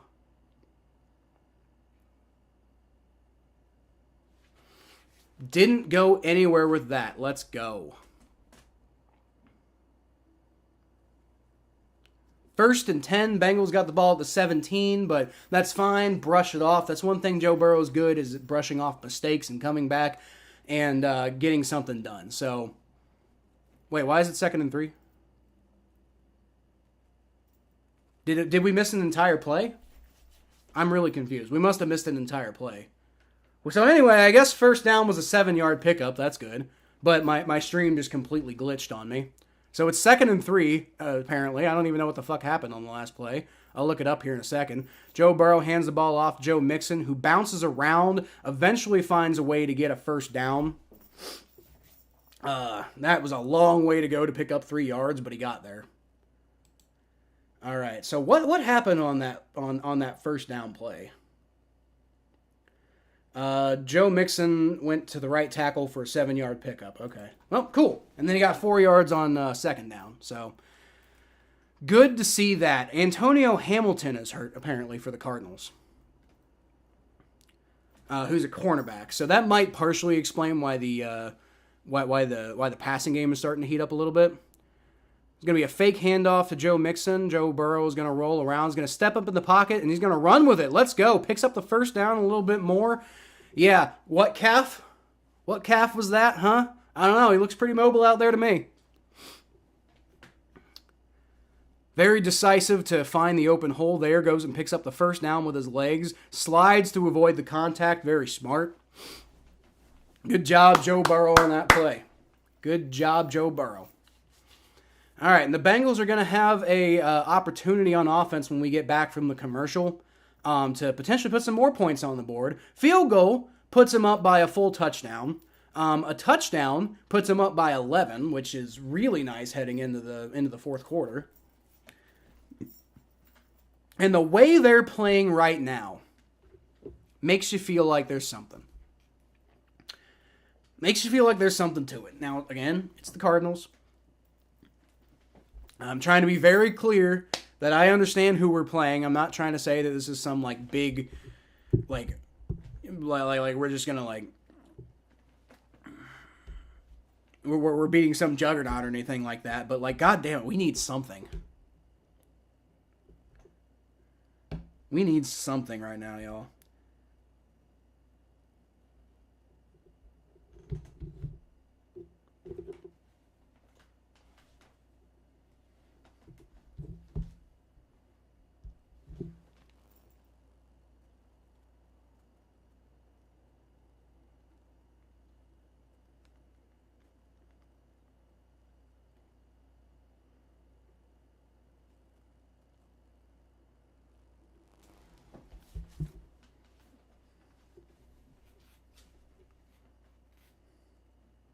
All right. Well, we got, don't forget to change the quarter. Thank you, Dan. Oh, getting that out of the way. God, my chat's got my back. That's what we got to say. Dan, aren't you a Steelers fan? Am I remembering that correctly? I feel like there's a Dan in my chat that's a Steelers fan, and it might be you, Dan Davis. That sounds familiar. But you know what's actually funny? Whether or not you are a Steelers fan or not, but I actually, my first season doing this channel, I was doing these game previews with my buddy Aaron, who actually wrote the what is it? Like you know the music that I have kind of. No, you're a Bengals fan, live in Minneapolis. Okay, I'm sorry, man. I didn't mean to insult you like that. But there was like a Dan or somebody's last name was Davis or something who was a Steelers fan. But anyway, the reason I bring that up is because like early in my channel, like the first season I was doing this, I was doing these game previews with my buddy Aaron, who was the. He played like these characters, like these caricatures of opposing fans for me. And so I basically do like a mock interview with like an opposing fan, but it was always Aaron just playing like some stupid ass caricature of an opposing fan. And I mean, it was a very straw man type of thing, but it was meant to be comedic. And we had this one character called Dan the Steelers fan, which to this day is one of the things I am the most proud of putting out on this channel. That was fucking hilarious. I definitely recommend going and looking that up if you want. Joe Burrow shotgun snap, gets out of pressure and runs with it once again, picks up about 3 or 4 yards. Pass protection is starting to break down a little bit, but Joe Burrow is getting it done with his legs now. So, it's good to see. Good to see. He's not afraid to move anymore. I don't know if Full Measure with Cheryl Atkinson is syndicated in your area. I don't have TV. So it might be, I don't know, but I don't have TV like at all. I don't have broadcast. I don't have anything. All I have is like I got like streaming services in a box, but I don't have TV. Joe Mixon gets the handoff, and he's gonna pick up about 3 yards on the play. So Joe Burrow got 4. Joe Mixon gets 3, and it's gonna be 3rd and 3. But yeah, I don't get TV, Jay. So I wouldn't be able to see it even if I could. But anyway, the ABC's affiliate 6 p.m. newscast suddenly ended with minutes in what this would be 60 minutes type program in its place. Ended minutes in with this would be, I don't know, man. I don't know, but yeah, I don't get TV. I don't know what's on TV these days. I haven't had TV my entire adult life actually. Jamar Chase with the first down pickup. Let's go. That's about a short 4-yard pickup. But like I said, if you get 4 yards every play, then you get first downs all the time. It's fine. But yeah, I haven't. So I had cable TV. I actually did have cable TV. I wasn't paying for it though. My roommates were paying for it. When I first moved out of my parents' house, I was living in Lockland, which is this suburb of Cincinnati that's a little farther north. But my roommates were paying for cable then, and I did have access to cable then. But I don't think I've ever personally paid for cable in my adult life because I don't want to. The only thing I miss is sports, and I can find sports online. All right, it's gonna be a flea flicker. Nice. Joe Burrow steps up in the pocket. He's gonna throw it deep. Trent Irwin, oh, right through his hands. Right through Trent Irwin's hands. Oh man, that was a little overthrown. A little overthrown by Joe Burrow. But Trent Irwin probably could have gotten to it, but it's just, you can't really get too mad at any one person on that play because it was just a little overthrown by Joe Burrow and just a little bit of not enough of an effort by Trent Irwin to get to it.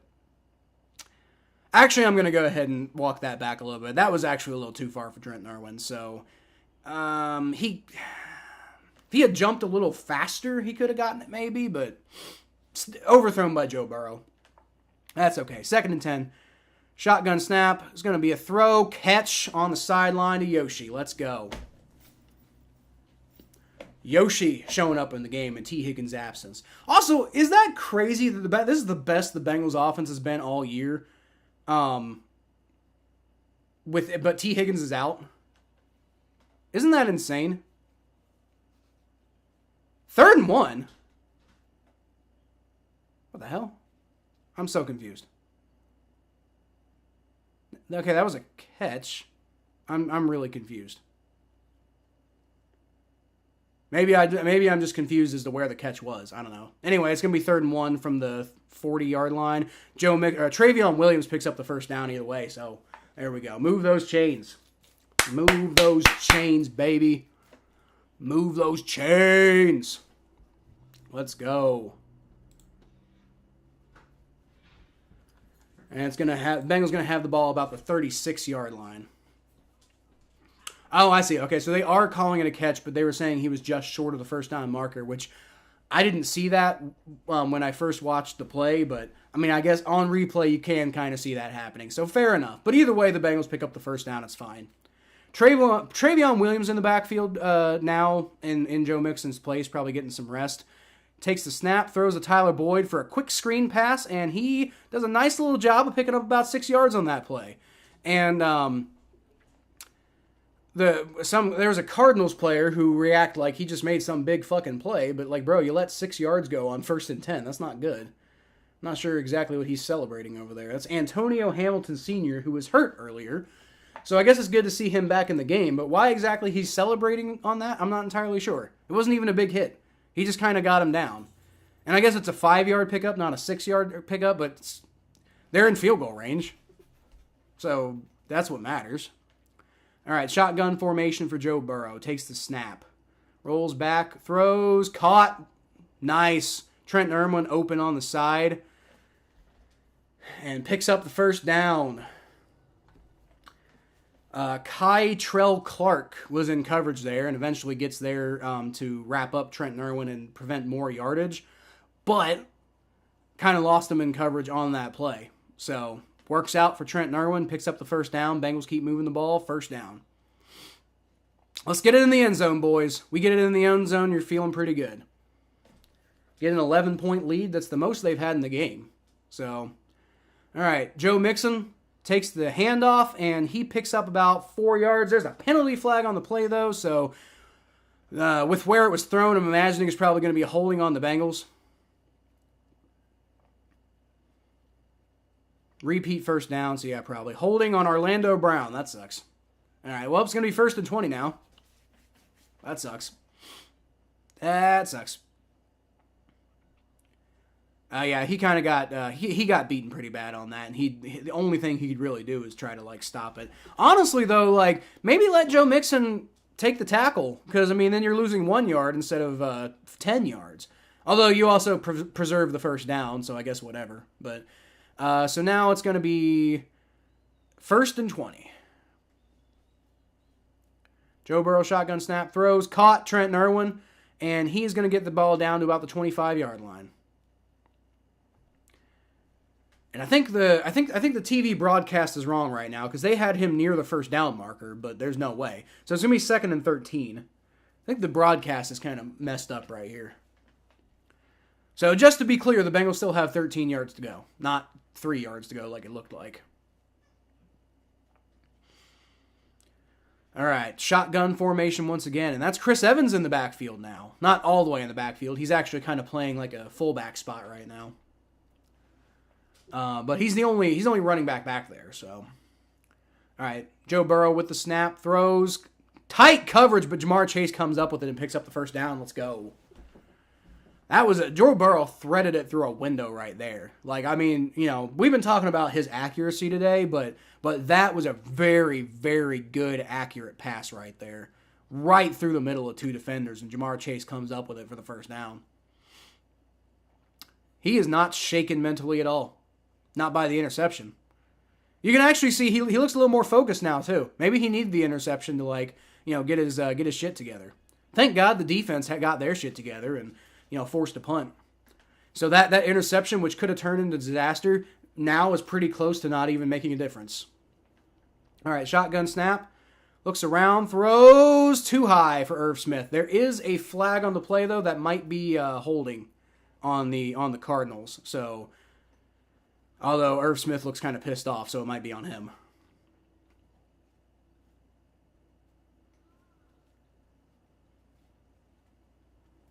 Zach Taylor thinks it's a first down, though.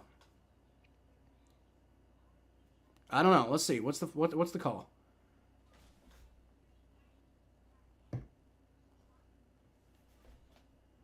I think they're calling, a pass interference. Okay, pass interference on the Cardinals. There we go. I thought it was something like that because it looked like Or it looked like an overthrow by Joe Burrow, but it also looked like Irv Smith just got completely knocked off his route.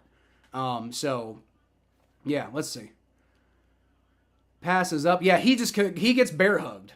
Totally, completely, utterly bear hugged. Like, you can't get away with that. And he's trying to argue it like, oh, I should be allowed to bear hug him in the middle of a play. Like, you can't do that, bro. You can't do that. You're not allowed to. It's against the rules. Hand off to Joe Mixon, who gets just destroyed in the backfield on that one. So it's going to back him up about 2 yards, and now it's going to be 2nd and goal from the 3 instead of the 1.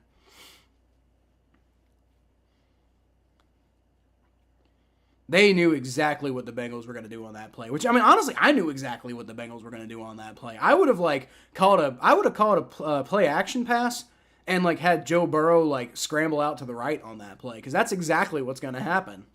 The Cardinals are going to commit to stopping the run on that play because it's obvious you're running. I don't know about that play call there, but whatever. It's 2nd and goal from the 3. Going to be a fake handoff to Joe Mixon. There's the play action I was looking for on the last play. Joe Burrow throws. Caught! Touchdown! Jamar Chase, number 2!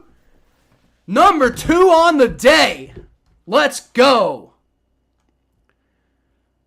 Bengals got a 30. So the Bengals did get 30, by the way. I wasn't wrong. Bengals offense popped off today. I wasn't wrong about that. Let's point that out. You know what? Actually, I figured out what happened, guys. It was a typo. I meant to put a 20 there next to. I meant it to be a 30 to 20 Bengals. My fault for the typo, but no, seriously, I'm not that crazy, man. They got the offense together. I figured that I smelled that was coming last week, and I guess I was a week off, but I knew it was coming. All right, 31 to 20 Bengals, and you're starting to feel really good now. Got an 11-point lead, which is the biggest lead of the game. 11-point lead with 7:48 left in the quarter, which is 7:48 left in the game. And at the very least, defense. If you let up points on the next drive, then whatever. But just make them work for it. Don't let these big explosive plays go. Give them, let them get, short yard plays. Keep them in the middle of the field. Don't let that clock stop. And just, make them take 6 minutes to go get, whatever they get, whether that be a field goal or a touchdown. Or stop them. That's fine. If you stop them, that would be best. But if you're going to let them score, then just make them take a bunch of time off the clock. Get the ball back to your offense, and then the offense can run the rest of the time off the clock, right? 31 to 20, you're up 2 scores, because you're essentially up. You're not up 2 touchdowns, but they have to get 2 touchdowns to do anything, right? A touchdown and a field goal ain't going to cut it for the Cardinals right now. They got to get 2 touchdowns. So, I mean, you're essentially up 2 touchdowns right now, which is really nice going into this fourth quarter.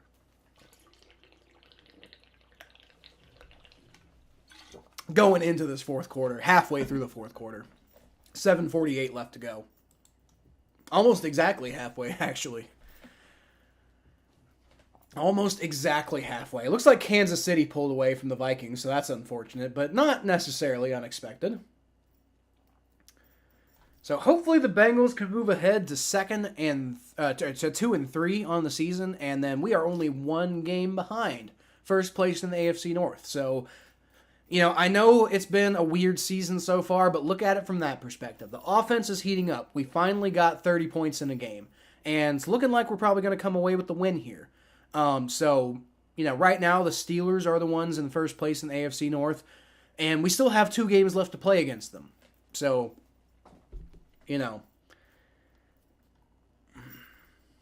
I'm just saying, people were saying season's over, and it ain't over. I ain't hear no bell. You hear no bell? I ain't hear no bell. Season ain't over, guys. Eagles still struggling a little bit with the Rams. They're up 20 to 14, although they are right in field goal range already. So, Rams definitely losing control of that one. Jets on top of the Broncos 18 to 13 at the end of the third.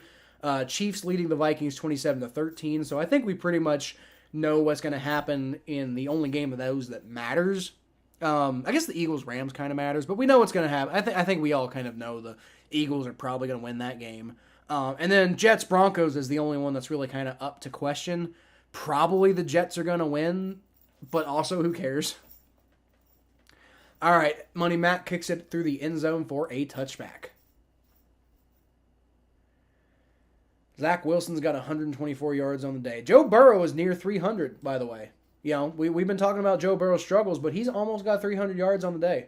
300 yards passing, which is, I mean, not like, you know, the end-all, be-all of passing performances, but it's a damn good day. 300 yards, 2 touchdowns. You got 1 interception, which that one sucked, but, you know, it was kind of a fluke interception, too. 3 touchdowns, I'm sorry. Good day so far by Joe Burrow.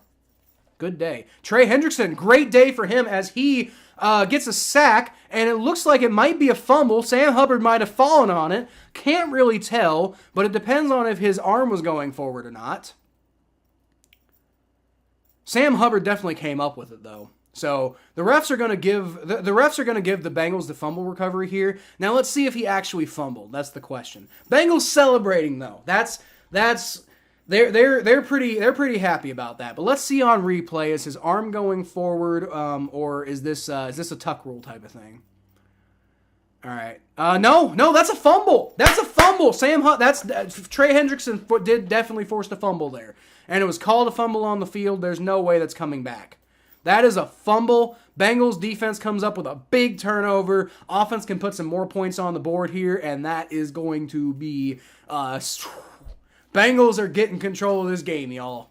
The Bengals, this is the Cincinnati Bengals we've been wanting to see. I know things were looking a little shitty there for a minute, and obviously I was getting very pissed off, but it's a quick pass to Jamar Chase, who picks up about 11 yards, 12 yards, and a first down.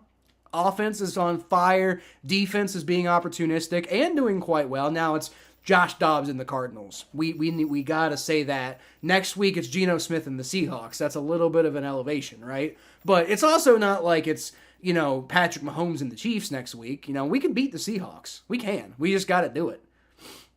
And we're already on the road. It's not going to be that far to get to. I mean, it's a long way to Seattle, but not as far as it would be from Cincinnati, right? So, I mean, we're already on the road. So, like, hey, we beat the Seahawks next week. Suddenly we're 3-3. Season doesn't seem so over now, does it? Joe Burrow shotgun snap. Throws. Caught. Tyler Boyd gets open on the side. There's a flag on the play, and I think he might have picked up a first down. No, a touchdown. It is a touchdown by Tyler Boyd. Wonder what the flag, though, is. Might be another touchdown if it's on the Cardinals, but it might be holding. Illegal hands to the face on the Bengals. Yep. Repeat first down. All right, well, that sucks. But at least you're repeating first down. I think did they call it on Alex Kappa? Because he's over there arguing with the ref. Like, I didn't do it. I don't know. Let's see. Did he do it? Yeah, you definitely put your hands in his face mask. Can't do that, Alex Kappa.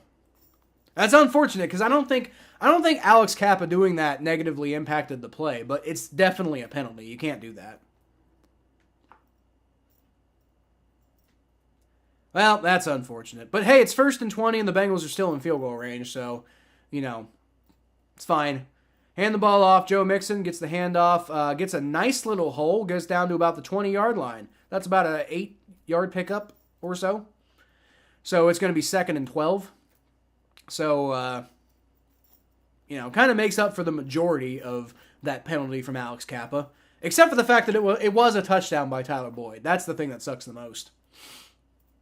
Is it wiped off a touchdown. And also, Alex Kappa's, like, you know, hands to the face mask, is not the reason why, like, Tyler Boyd got a touchdown. It had nothing to do with it. It was a penalty, though. You have to call it. Like, it sucks. But the thing that sucks the most is that it wiped off a touchdown when it wasn't even the reason they got the touchdown, you know?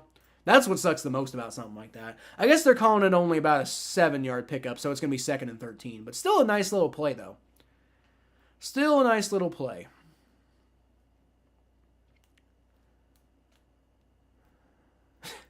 The Bengals have scored as many touchdowns today as they scored the entire season. If they get another one, they've overdone their entire production for the year. There's a deep pass to Jamar Chase. It's a little overthrown, though.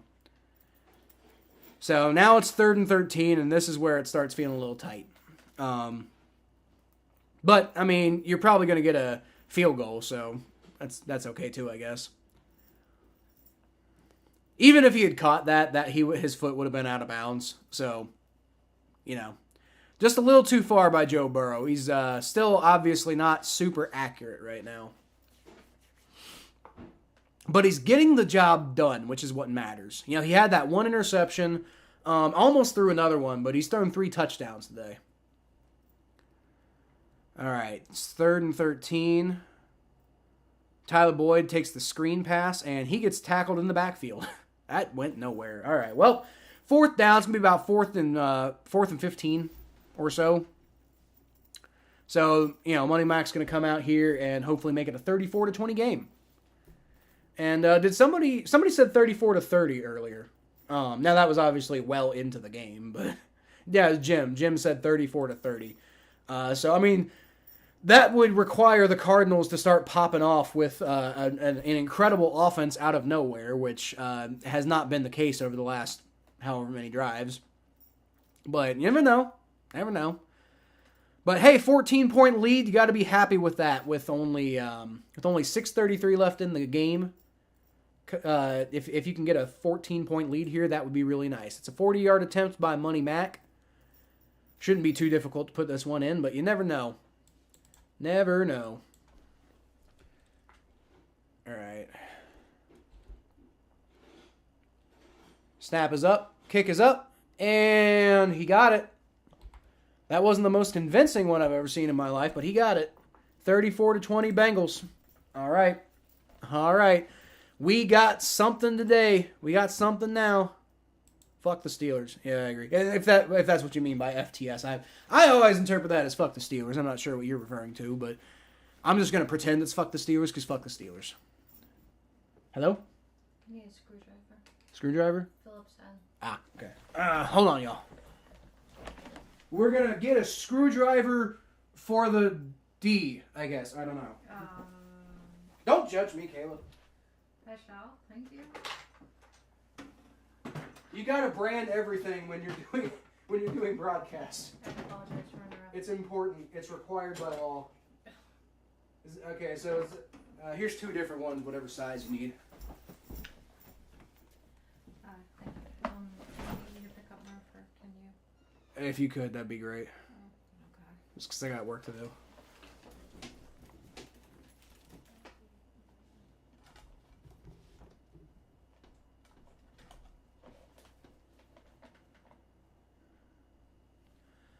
All right. Feeling pretty good now, y'all. 34-20 with a little over 6 minutes left to play. Not a little over, about 6.5 minutes left to play. Feeling pretty good because the defense is playing solid. And, I mean, they might let up some points, but you can be pretty sure they're probably going to slow them down. The only thing that makes you really worry right now is Cardinals get like a big explosive, like 50-yard touchdown or something like that. That's something that starts making you nervous. But beyond that, 34-20, and there's maybe like 3 or 4 offensive drives left for either team left in the game. I'm total, like between the 2 teams. And so, I mean, you'd basically have to have at this point, you basically have to have the Bengals offense just completely shuts down, which is not unheard of, especially this year.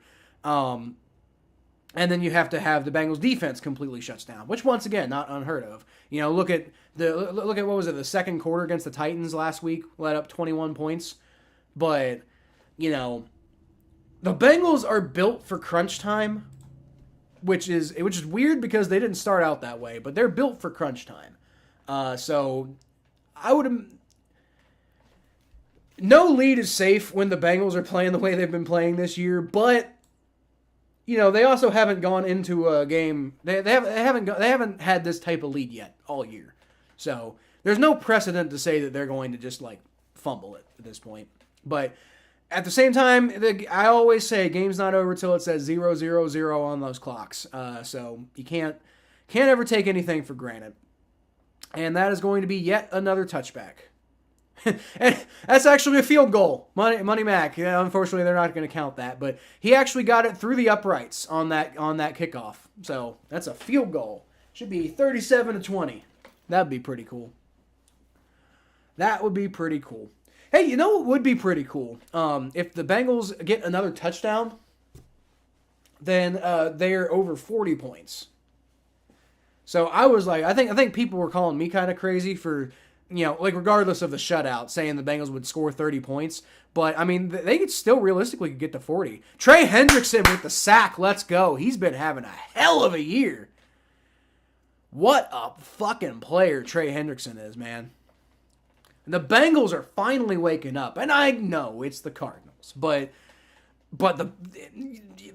you gotta take what you can get when you can get it. Like I said, last year against the Panthers, Josh Dobbs scrambling around in the pocket, can't figure out anything to do with it. Eventually gets it off, and it's going to be about a 3 or 4 yard catch by Zach Ertz. But after the sack, that's fine. You'll let him get 3 or 4 yards. Maybe it's a little bit more than that. It's going to be 3rd and 10.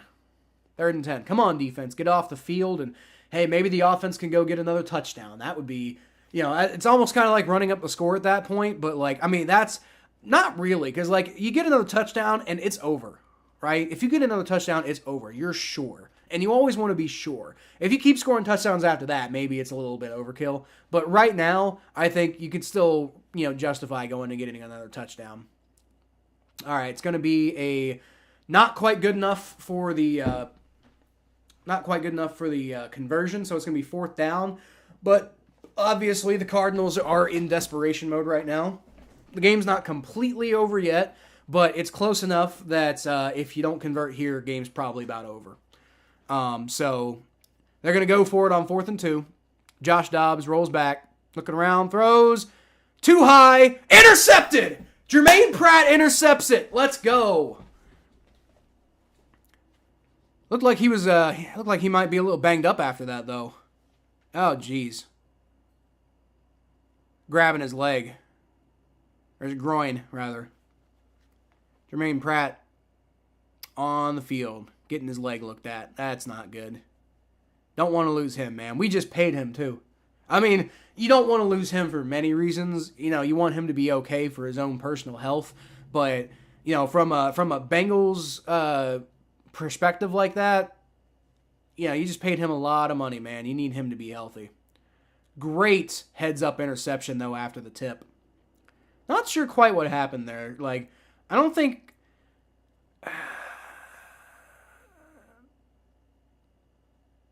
Maybe he kind of, bumped his knee or something like that. I don't know. I don't think... The injury itself didn't look too serious, but you never know. You never know. Hopefully he's okay, though. He's on the sideline. Doesn't look like he's walking around on his own. He's not going to the tent, I don't think. Maybe no, he's not. Okay. Yeah, Jermaine. Okay, he should be okay. Joe Burrow in the offense is coming out at the 49-yard line after the interception. Going to be a handoff to Joe Mixon, and he gets blown up in the backfield. Well, that's fine. That's fine. I mean, if we don't hit 40, that's okay. If we don't hit 40, just run the clock down. That's fine.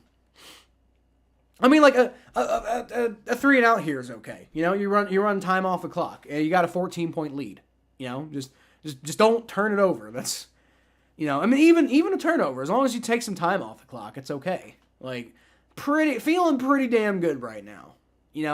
Game's not over. Crazier things have happened, but you're feeling pretty damn good right now. Cardinals are out of timeouts, too. That's interesting. Ooh.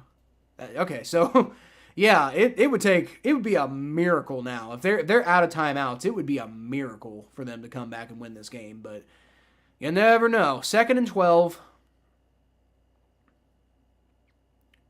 I'd just run the ball here, honestly. Take the win. Joe Burrow throws, caught. Tyler Boyd, all right, well, and he almost picks up the first down. Not quite, though. It's going to be about 3rd and 1. All right, well, I mean, okay, don't get me wrong. I want to see the Bengals get to 40, personally. Selfishly, I want to see the Bengals get to 40. But I'd rather not see a miracle, insane comeback by the Cardinals. So, I mean, when you're playing an NFL football team, you have to Like, you can't give them that chance, you know? But hey, whatever. Game's pretty much in hand. I want to see 40. That's all I'm saying. I want to see 40. I want to see 40 because I want to know that this offense is still one of the best offenses in the NFL, potentially, at the very least. So it's going to be 3rd and 1 with a bunch formation to the right, and it's going to be a fake handoff to Travion Williams. Joe Burrow gets sacked.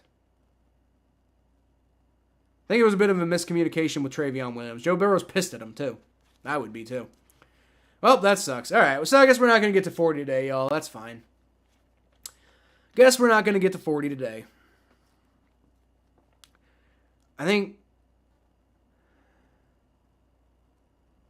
Not 100% sure why Joe Burrow's that mad at Travion Williams, other than just, like, he missed the tackle. But Joe Burrow was barking at him, though. So you don't usually see Joe Burrow do that, either. Although maybe I misinterpreted. Maybe Joe Burrow was just like, hey, hey, get your head up. We'll get him next time. Yeah, that could have been what he was saying. I can't hear it. It just, the body language looked very aggressive. All right, so it's going to be fair caught from the 7-yard line. Great punt by Brad Robbins.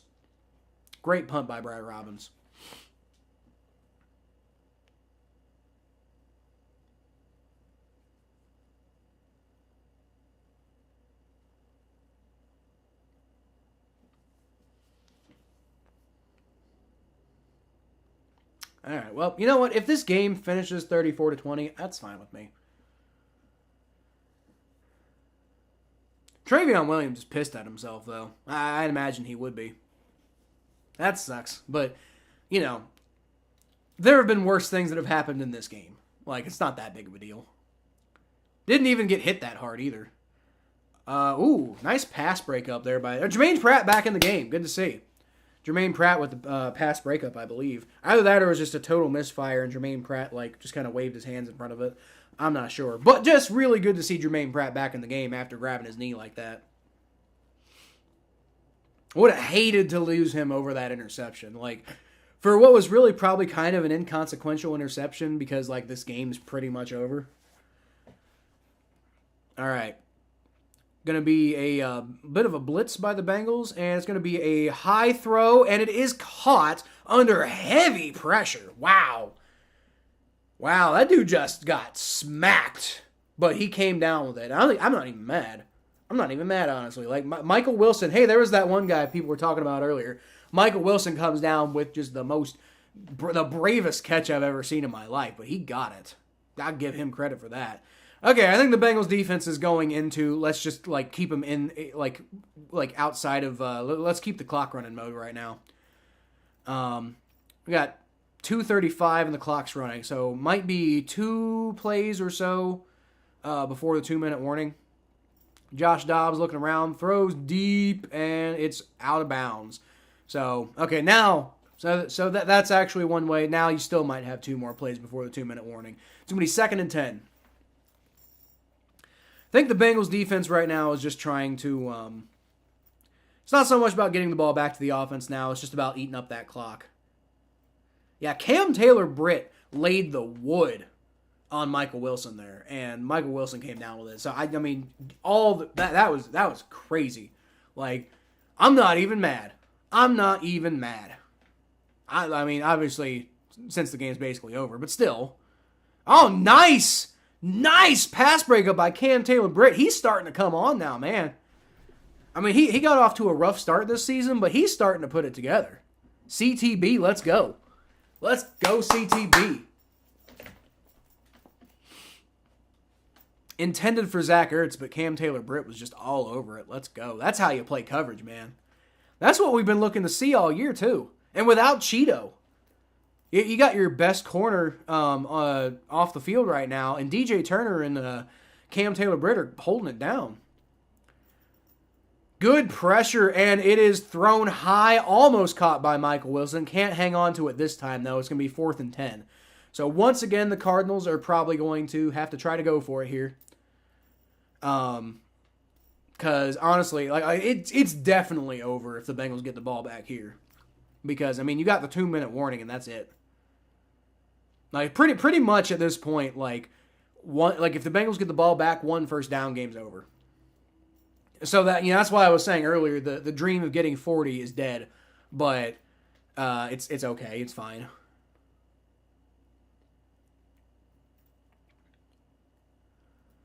All right. Josh Dobbs takes the snap, rolls around, throws, and whoa, misfired. Just complete misfire with Marquise Brown. Or maybe he dropped it. I don't know. But either way, the Bengals are going to get the ball a turnover on downs. What happened here? Josh Dobbs throwing on the run, which isn't always super advisable. Thrown Marquise Brown. Oh, no, Marquise Brown just completely whiffs on it. That was actually a good pass by Josh Dobbs, and Marquise Brown just can't reel it in. Looks like he initially thought it was going to go to the left of him, and then the ball kind of came to the right, and he had to readjust and wasn't able to come up with the readjustment. But either way, Bengals going to get the ball back with 2:10 left to go with a 14-point lead. I think this one's over, folks. So if y'all leave now, I wouldn't be if y'all leave now, I wouldn't be too upset. I understand. I'm going to be here till it says 0-0-0. And I also might stick around to see what happens in the rest of these 4 o'clock games, if there are any that are, still going. I'll check in a second, but there's Joe Mixon. He's going to pick up about 2 yards, and that's going to take us down to the 2-minute warning. So, like I said, if y'all hop off now, I understand. Hope y'all have a great rest of your day and have a lot of fun and enjoy this Bengals win. 2-3, beat the Seahawks next week. You're 3-3, and things are okay. And that Bengals fan on TV looks like urinating tree. What the fuck? He was excited too. Let's go. I'd be excited too right now. This game is turning out way better than I was so fucking mad too earlier. Like I was just like some of y'all were here. I was like laying into the Bengals. Like, what are you doing? But they got it together. In their credit.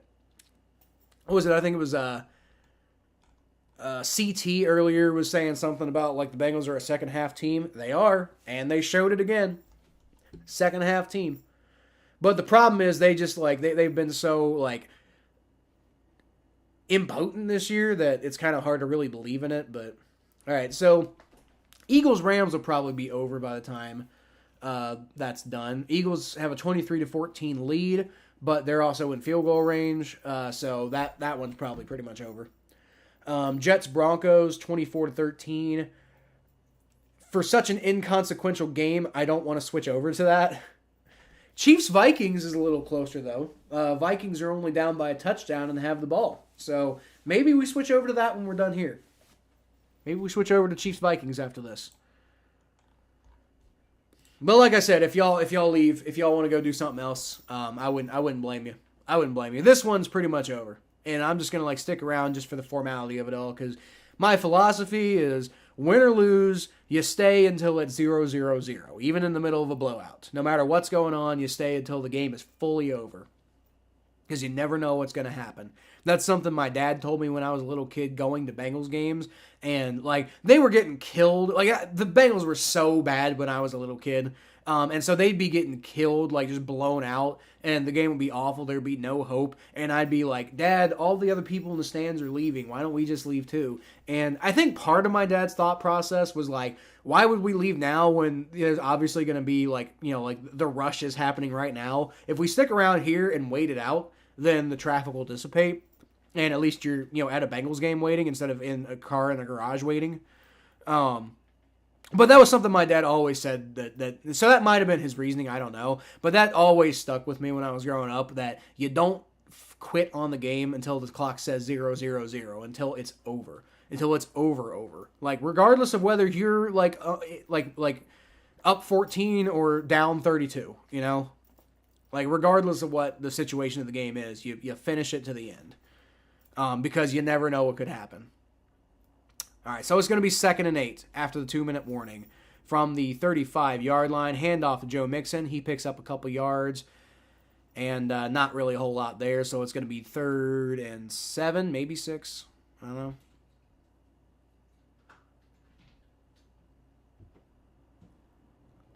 Great day from the Bengals so far, though. Definitely really infuriating earlier because they kind of let the Cardinals, walk all over them for a little bit. But, once they turned it back on, it didn't turn back off. And Joe Burrow ended up with Cody Ford coming in the game, apparently. It's annoying. Why is Cody Ford coming in the game? Joe Burrow's got 3 touchdown passes on the day. All 3 of them to Jamar Chase, who's got almost 200 yards on the day, by the way. What a game. All right, and that's going to be number 18 with Kwame Lassiter with the catch. And he stays in bounds, keeps that clock running, so the Bengals are going to punt the ball away. But, like I said, game's basically over. Kwame Lassiter with the catch on the play.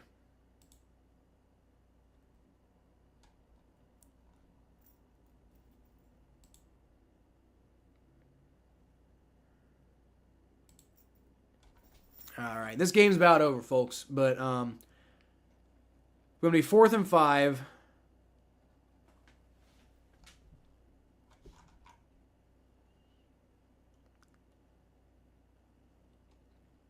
And the offense is still on the field.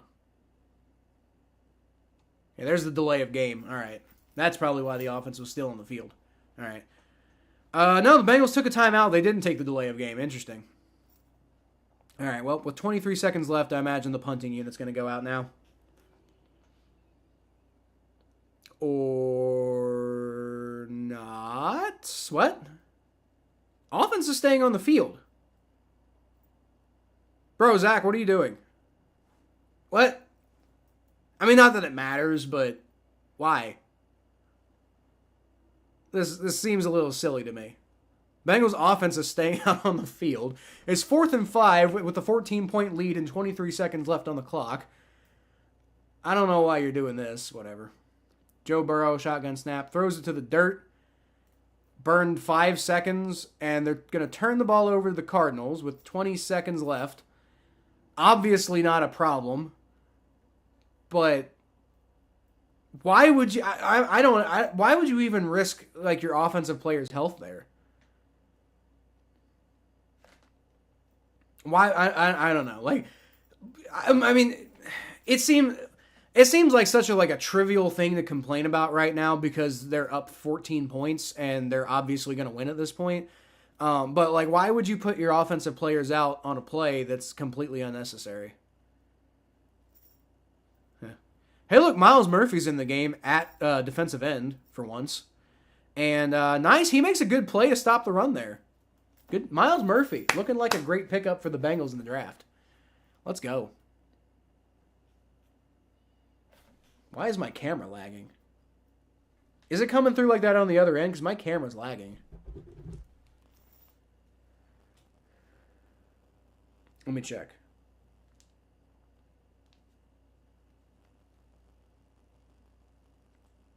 Honey Badger's a damn good player.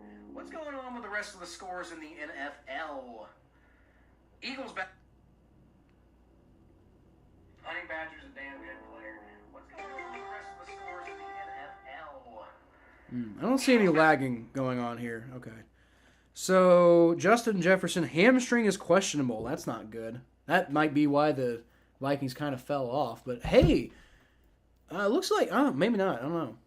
Justin Jefferson's hurt, though. That can't be good for him. But Travis Kelce's hurt, so maybe that kind of evens it out. I mean, not that it evens it out, but Vikings actually got a first down. Huh. Okay, so what is it? It's 2nd and 5 right now from the 50. So, interesting. We're going to stick around here until the Bengals game is fully over, but I think I'll switch over to the Vikings game. Let's see what's going on with that, seeing if we can see a Chiefs loss. That'd be nice.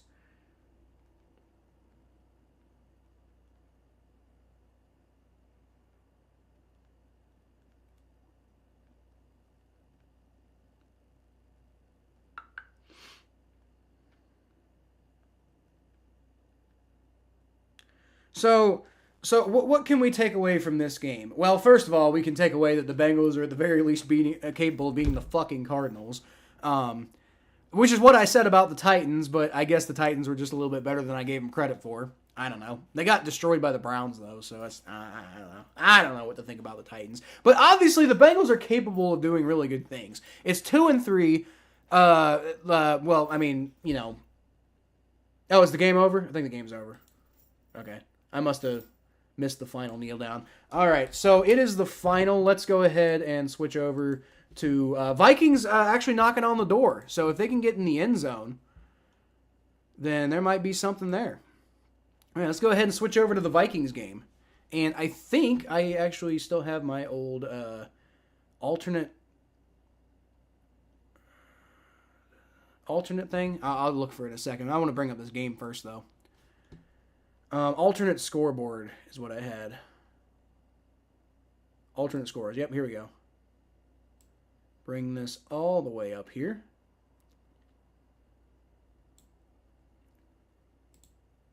Application audio. What? Go away. I don't need you. Texans. Okay, so those are the scores. And then the alternate scoreboard is here. Okay, so we're bringing that up.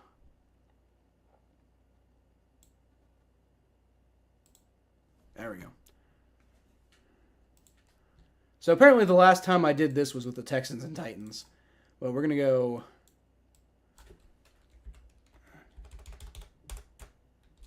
We're going to go Chiefs, Vikings, and it's 27 Chiefs, 20 Vikings, but the Vikings have a 3rd and 7 from the 19-yard line. Kirk Cousins overthrows a guy. It's going to be 4th down. So what do you go for it here, or do you take the field goal? You got 4:54 left in the game.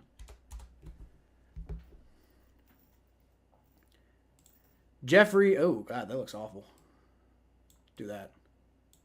Jeffrey says, great coverage, thanks. Yep, we largely got through the broadcast without a hiccup this time, so hopefully we can compound on that going forward. It is going to be 4th and 7 for the Vikings, and I wouldn't be shocked if they go for it here, just because, like, the game's so... Now, if you don't get it here, though, the game's probably over. All right, Kirk Cousins... What the hell happened there? Flag. Must be a false start or something. Delay of game. And I don't think that was intended because Kirk Cousins got mad. All right, well, they're almost definitely going to go for a field goal now.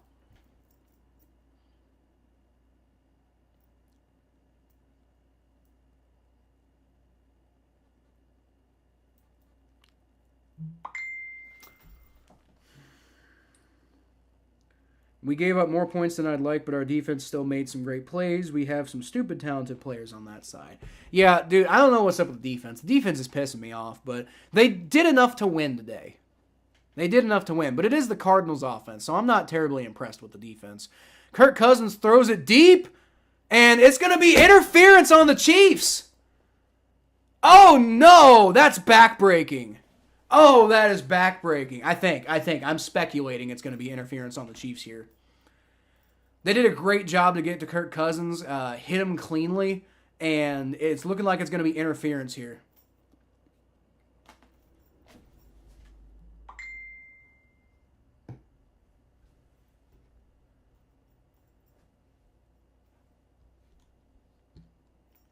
Patrick Mahomes is trying to say it was uncatchable. Like,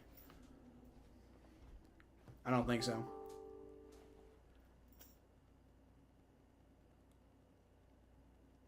Did they wave off? They waved off the flag.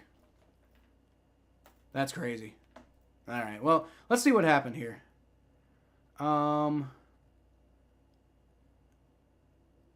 Yeah, maybe it was uncatchable, but it was only uncatchable because he was getting in his way. That's at the very least holding, I think. Like Jordan Addison could have gotten to that ball if he wasn't holding him. So, I mean, maybe it's not pass interference, but I'd still think that's holding. I don't know. Looks like they're waving it off, though. All right, well, that's probably about it for the Vikings then. I mean, there's still 4:49 left to go in this game. Patrick Mahomes is going to fake a throw, and it's going to be about a 5-yard pickup for whoever that is at running back. Is that Pacheco? It might be. Yeah, I think it was Pacheco.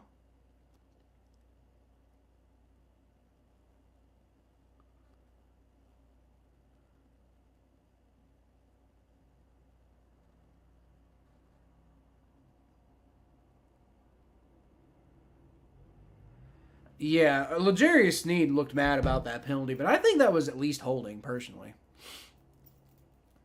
All right, 2nd and 6. Patrick Mahomes is going to throw to Sky Moore, maybe. I think he picks up a first down. Nope, Rice is who that is. Rice.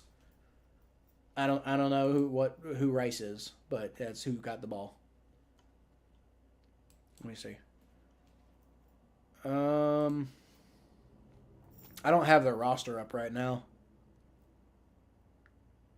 Rashee Rice. All right, well, Rashee Rice is the one who caught that pass. Okay, let's see. Patrick Mahomes comes out on, now it's going to be 1st and 10. Got that clock running. Game's not over yet, but they really need to stop this Chiefs offense. And they do a good job of stopping the run there, so Pacheco, I believe, is going to go nowhere. Pacheco can't do anything with that. Gets about maybe 1 yard, but that's about it. Okay, I'm going to put my phone back on Do Not Disturb.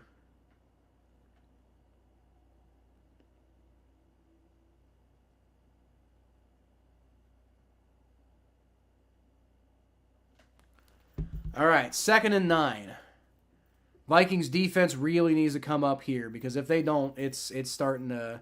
Because Chiefs still have all of their timeouts, which I don't know why that would matter. Vikings have no timeouts, which is what really matters. All right, Pacheco is going to get swallowed up behind the line. Gets forward still. You know, only picks up about 2 or 3 yards, but could have had him behind the line. All right, well, it's going to be 3rd and 6. All right, come on, Vikings, get your shit together. Not that the Bengals are really competing with the Chiefs right now anyway, but, like, if the Bengals do get their shit together, maybe they do end up competing with the Chiefs long term. So you kind of want to see the Chiefs drop some games here.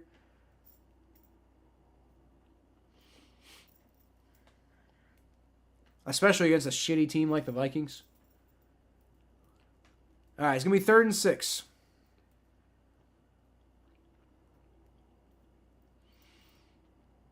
And is that the 2-minute warning? I think it might be the 2-minute warning. Yep, 2-minute warning. All right, we're going to the 2-minute warning. Anybody still watching? I don't know if anybody is, but I'm watching. So, if anybody's still watching, let me know what you thought about the Bengals game, or let me know if you think that the Vikings have any shot here. But I'm going to be here if people aren't watching, whether people are watching or not. Jeff, your comment hasn't come up, but you asked if I've been through Dayton lately. Not super lately, but I went through Dayton about a month ago, I want to say. I don't get up to Dayton too often, but I do Amazon Flex on the side, and sometimes they send me up to Dayton. But other than that, I usually don't have any reason to ever go to Dayton. I mean, I live in Fairfield, so it would make more sense for me to go to Dayton than somebody living in, like, you know, Lockland or something like that, but I don't usually get up to Dayton now. Middletown sometimes, but not Dayton.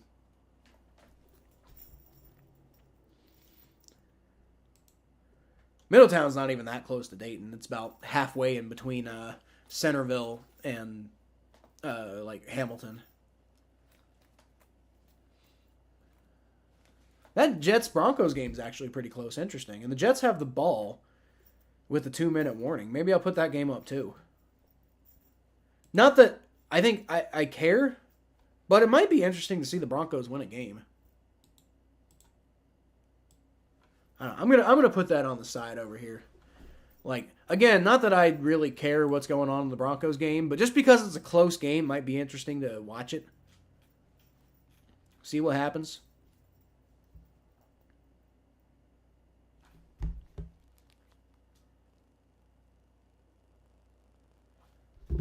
All right. Game Pass. And I never thought I would do this, but we're pulling up the Broncos-Jets game. Still focusing, by the way, on the Chiefs and Vikings, but still going to pull this game up just to see what's up.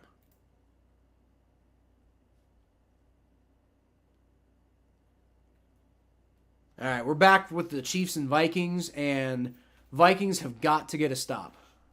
It's 3rd and 6, and you got an opportunity to get off the field. If you get off the field, then there's a chance to tie the game and send it to overtime. Not entirely sure I'm going to stick around for overtime, but I don't know. Patrick Mahomes takes the snap, throws short to McKinnon, and yep, Vikings stop him. All right, it's 4th down. Vikings offense has a shot.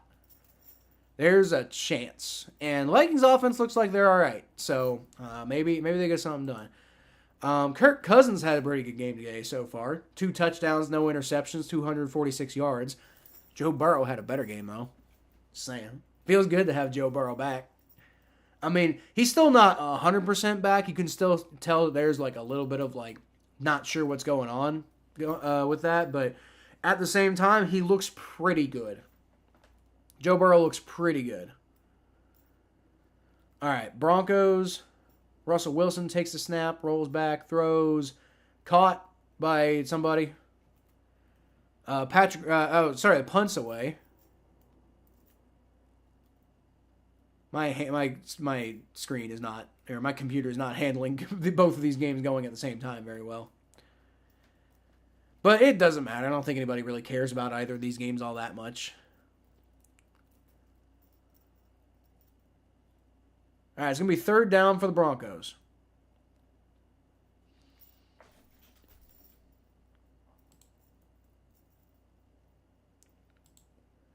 Vito Corleone says, "We them boys." Who, the Cowboys? Cool, bro. 3rd and 15 for the Broncos, actually. Jesus. Yep, so much for that game. All right, Russell Wilson's going to throw it, and it's caught, and they pick up the 1st down. Nice. I think it was Jerry Jeudy. Maybe? Yeah, it's Jerry Jeudy. All right, Kirk Cousins rolls back, throws, and off the hands. Off the hands of Powell.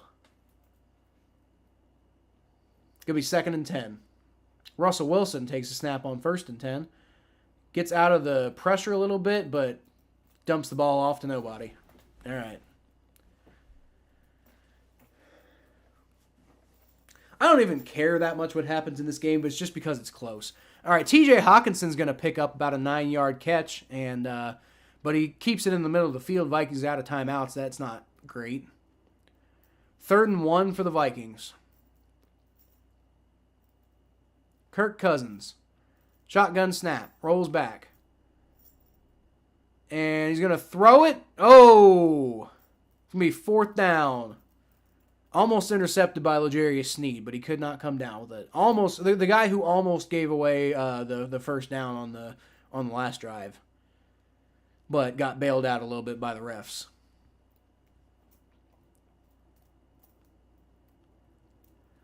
All right, so I think this other game's over. 29 seconds left. Jets are going to come away, I think, with a 30-21 victory. Sean Payton, terrible coach, I think. You know, I think he was what Drew Brees needed in New Orleans, but that's literally about it. All right. Back to the Chiefs game. Kirk Cousins. Shotgun snap. Throws. Caught. And he picks up the 1st down, but inbounds.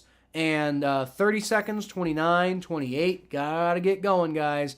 26, 25, 24, 23, 22. And there's the spike. All right.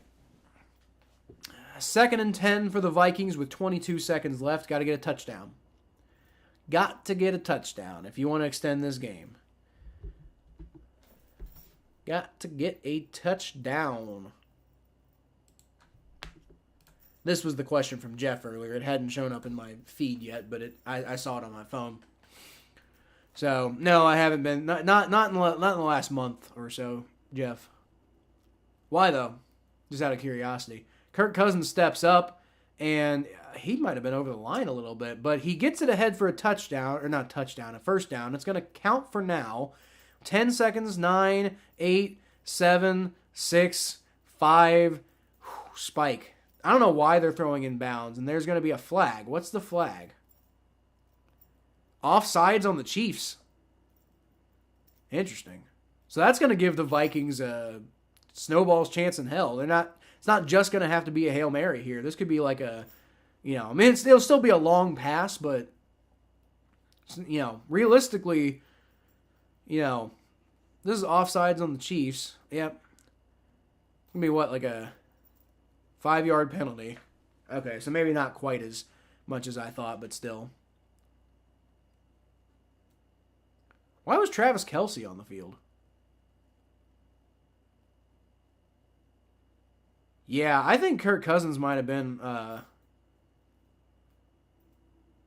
think Kirk Cousins might have been past the line of scrimmage on that play. So maybe they should have gotten a penalty there. I don't know, but I think we can officially say the refs are no longer in the Chiefs' pocket on this game.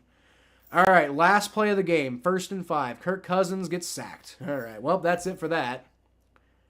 All right, Chiefs are going to come away with the win, and they do not win pretty often, but they do often win. And ultimately, that's all you're really going for. So they're 3-1. But hey, Bengals improved to 2-3. Take down the Arizona Cardinals, who are still not looking like a very good football team. Bengals season is not over. We're 2-3. We're 1 game behind first place. That ultimately that's the most important thing. We're 1 game behind first place, and you got to feel some sort of optimism that maybe they can start turning things around. You know, the playoffs are still well within reach for this football team. You know, they're 1 game below 500 right now, and all you got to do is finish 1 game above 500, most likely to make the playoffs.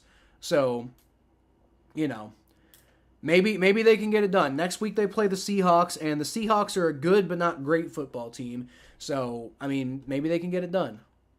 Although the Seahawks do appear to be coming off of a bye, so they're going to have that working against them, and they're going to be in Seattle. So it's definitely going to be a tough game for the Bengals. But the thing is, when the Bengals are on point, they can beat anybody. Will they beat anybody is the question, but can they beat anybody? Yes. So can they beat the Seahawks next week and improve to 3-3 and kind of get the season back on track? Yes. Yes, they can. Will they? I don't know. And it's unfortunate this is all coming against NFC teams. You know, they're 0-3 against the AFC teams and 2-3 right now against 2-0 against NFC teams and 0-3 against AFC teams. So they're going to need to start beating some AFC teams to have anything going, especially because there's like 12 AFC games on the schedule. But, you know, what happened in the rest of the games? I'm sure Broncos-Jets obviously over, even though it's not officially over. Eagles won. Chiefs won, Falcons won, Lions won, Colts won, Dolphins won, Saints won. Saints destroyed them. And then Steelers won. So, all right. Can't be happy about the Steelers winning, but like I said, the Bengals, it helps the Bengals because the Ravens being 2 games ahead was going to be a problem, but that's not currently the case. Not currently the case. We're only 1 game behind in the division, and it is not over. I'm going to go ahead and reset that for now so it doesn't come back up on my next stream. But anyway, I appreciate y'all showing up for today's game. Bengals come away with a win, and that is a much-needed win after the way that this season has been going. So I'm going to go ahead and hop off here, but I appreciate you all showing up, and I look forward to seeing y'all next time. Until then, I'll leave y'all, as always, with a hoo-day!